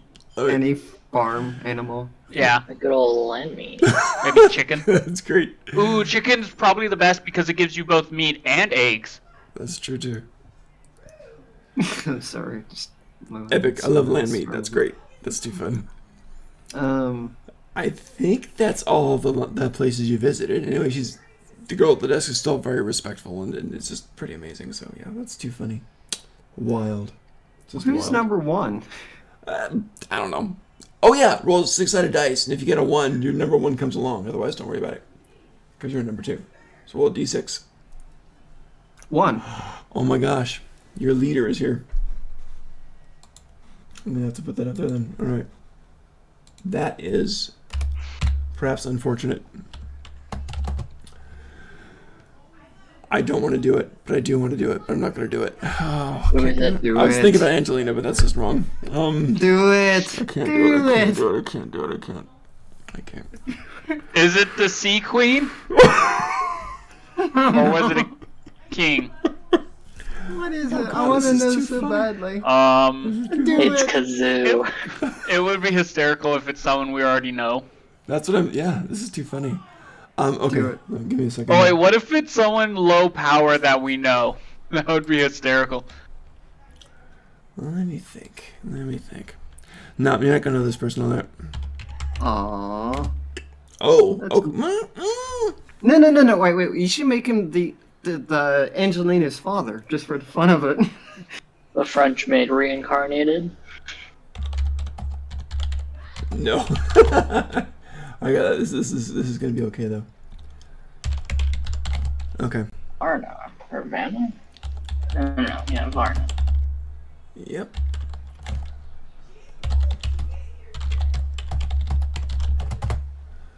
All right. This girl comes up. She says hello. She smiles at you and says, "I think you're serving me. I don't know what you're wearing on your face. Is it to hide a deformity?" It's just to hide my face. I see. Well, I'm okay with that. My name's Vama. You'll be serving me. It's a pleasure to meet you. What is your name? Jax. Jax, good to meet you. You'll take care of these others here for me, won't you? You're my second in command.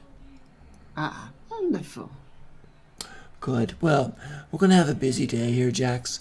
We're going to pledge to the Grey. And then when the carnival's over, we'll all be in the same place. We are bound magically once we pledge. And we have our campaign when we go back. There's a war going on. We'll be joining that shortly. Welcome aboard! And she holds out her hand to shake yours. Her nails are perfectly manicured, all deep red nail polish, very long. Doesn't look like she's seen any manual labor, like ever.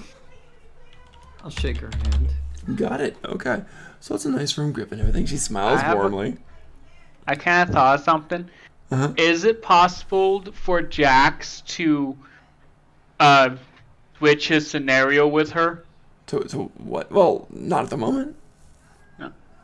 Well, I mean, eventually, like, down the line. Who knows? Life is full of twists and turns. Okay.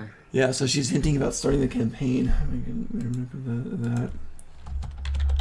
This war she speaks of. The war. And while you're talking briefly with her, she mentions the jungles and the elephants. And snakes. So, the war is going on. That's where she's from. I'm gonna... I'm gonna ask if she ever met a person named met a person named Orders. A person named Odrish. I'm gonna roll for it. Let's see what we got. Higher the better. 7. I don't know that name. I'm sorry. Is it a friend of yours? I think he should be around here somewhere. Oh, is he willing to serve? I don't know what he has. Well, if you wish to recruit him, that's totally fine. Your ranking is certainly high enough. I'm assuming he's most likely below you. Well, I'm sure he is. I mean, let's face it, almost everyone is. For good reason, but we'll get to that later. As for right now, Jax, we enjoy the games. I have some recreation to do. And you will know when I summon you, and then we will rejoin the wars. But for now, rest, enjoy. For life is short, my friend. And she pats you affectionately on the mask. Hey, Tobin. And with that, I think we end the session. I was kind of hoping I could go to the pumpkin carving before we ended. Had your spot on that, and it took quite a while. I think we're done for the moment. Yeah. I got everyone covered a bit, so that's a good thing, and it's the best I could do. So I thought it was a blast, and I hope you guys liked it. Yeah, no, it's fun. That's interesting. So welcome to That Was Hilarious. I was surprised I got 2. That was hilarious. Oh my gosh. I mean, what would have I done if I got a 1? Jeez. 420. Yeah. Too fun. So, question being, if you don't pledge, does this dissolve? That's a truly good question, isn't it? Are you asking anybody? Well, no, I'm in black. Right. That's true, too. I got a question, too, though. If 2 ones come together, interact with each other, do they have to fight to the death? Probably Can there only be one? Or probably not. I mean, they'd each find their own followers. Okay. Actually, I'll ask that question if I don't pledge. Okay, so you can do that to the girl at the desk. She's the information booth, essentially. Okay. And she says, yes, if you don't pledge, you lose all privileges. Absolutely. And these servants, are they only here just for the carnival and they don't transfer outside? No, if they pledge, it holds in the outside world. And they will follow the highest ranking to their realm. People here from all different realms. Look at that bunny man over there. I don't know if he's common in your realm. And the antelope girl over there. They might not be common to your realm. I know they don't live in the same place. And you, I don't know what you are because there's only a mask there, but there's people from everywhere here.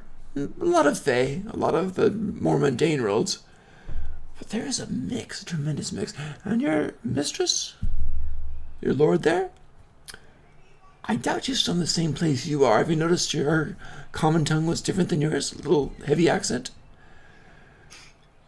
There's some differences here.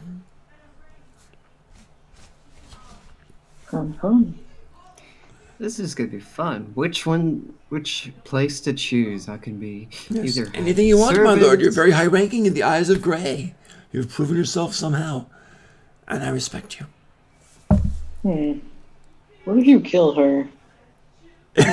And with that, we end the game. So I'm hoping to conjecture, but that's it for the game. That was fun. Real quick. Yeah. So I got 2 in the graves. Yeah. That's pretty goddamn good. Yeah. Yeah, it is. And you got the chaos people there. My character is naturally chaotic. Yep. And you got the people that likes to change their appearance. Yep. Which I can do at will at any time I want. Yep. I could literally... They're not just changers. They're also dominating others and things like that, too. Oh, they're dominating others. Yep. A lot of stuff. A lot of good stuff. Well, my friends, I'll let you guys think about that. I'm going to end the stream now. Any last words on this? No. Let's hope we don't die at the end of this. That's a good last words. All right, signing off.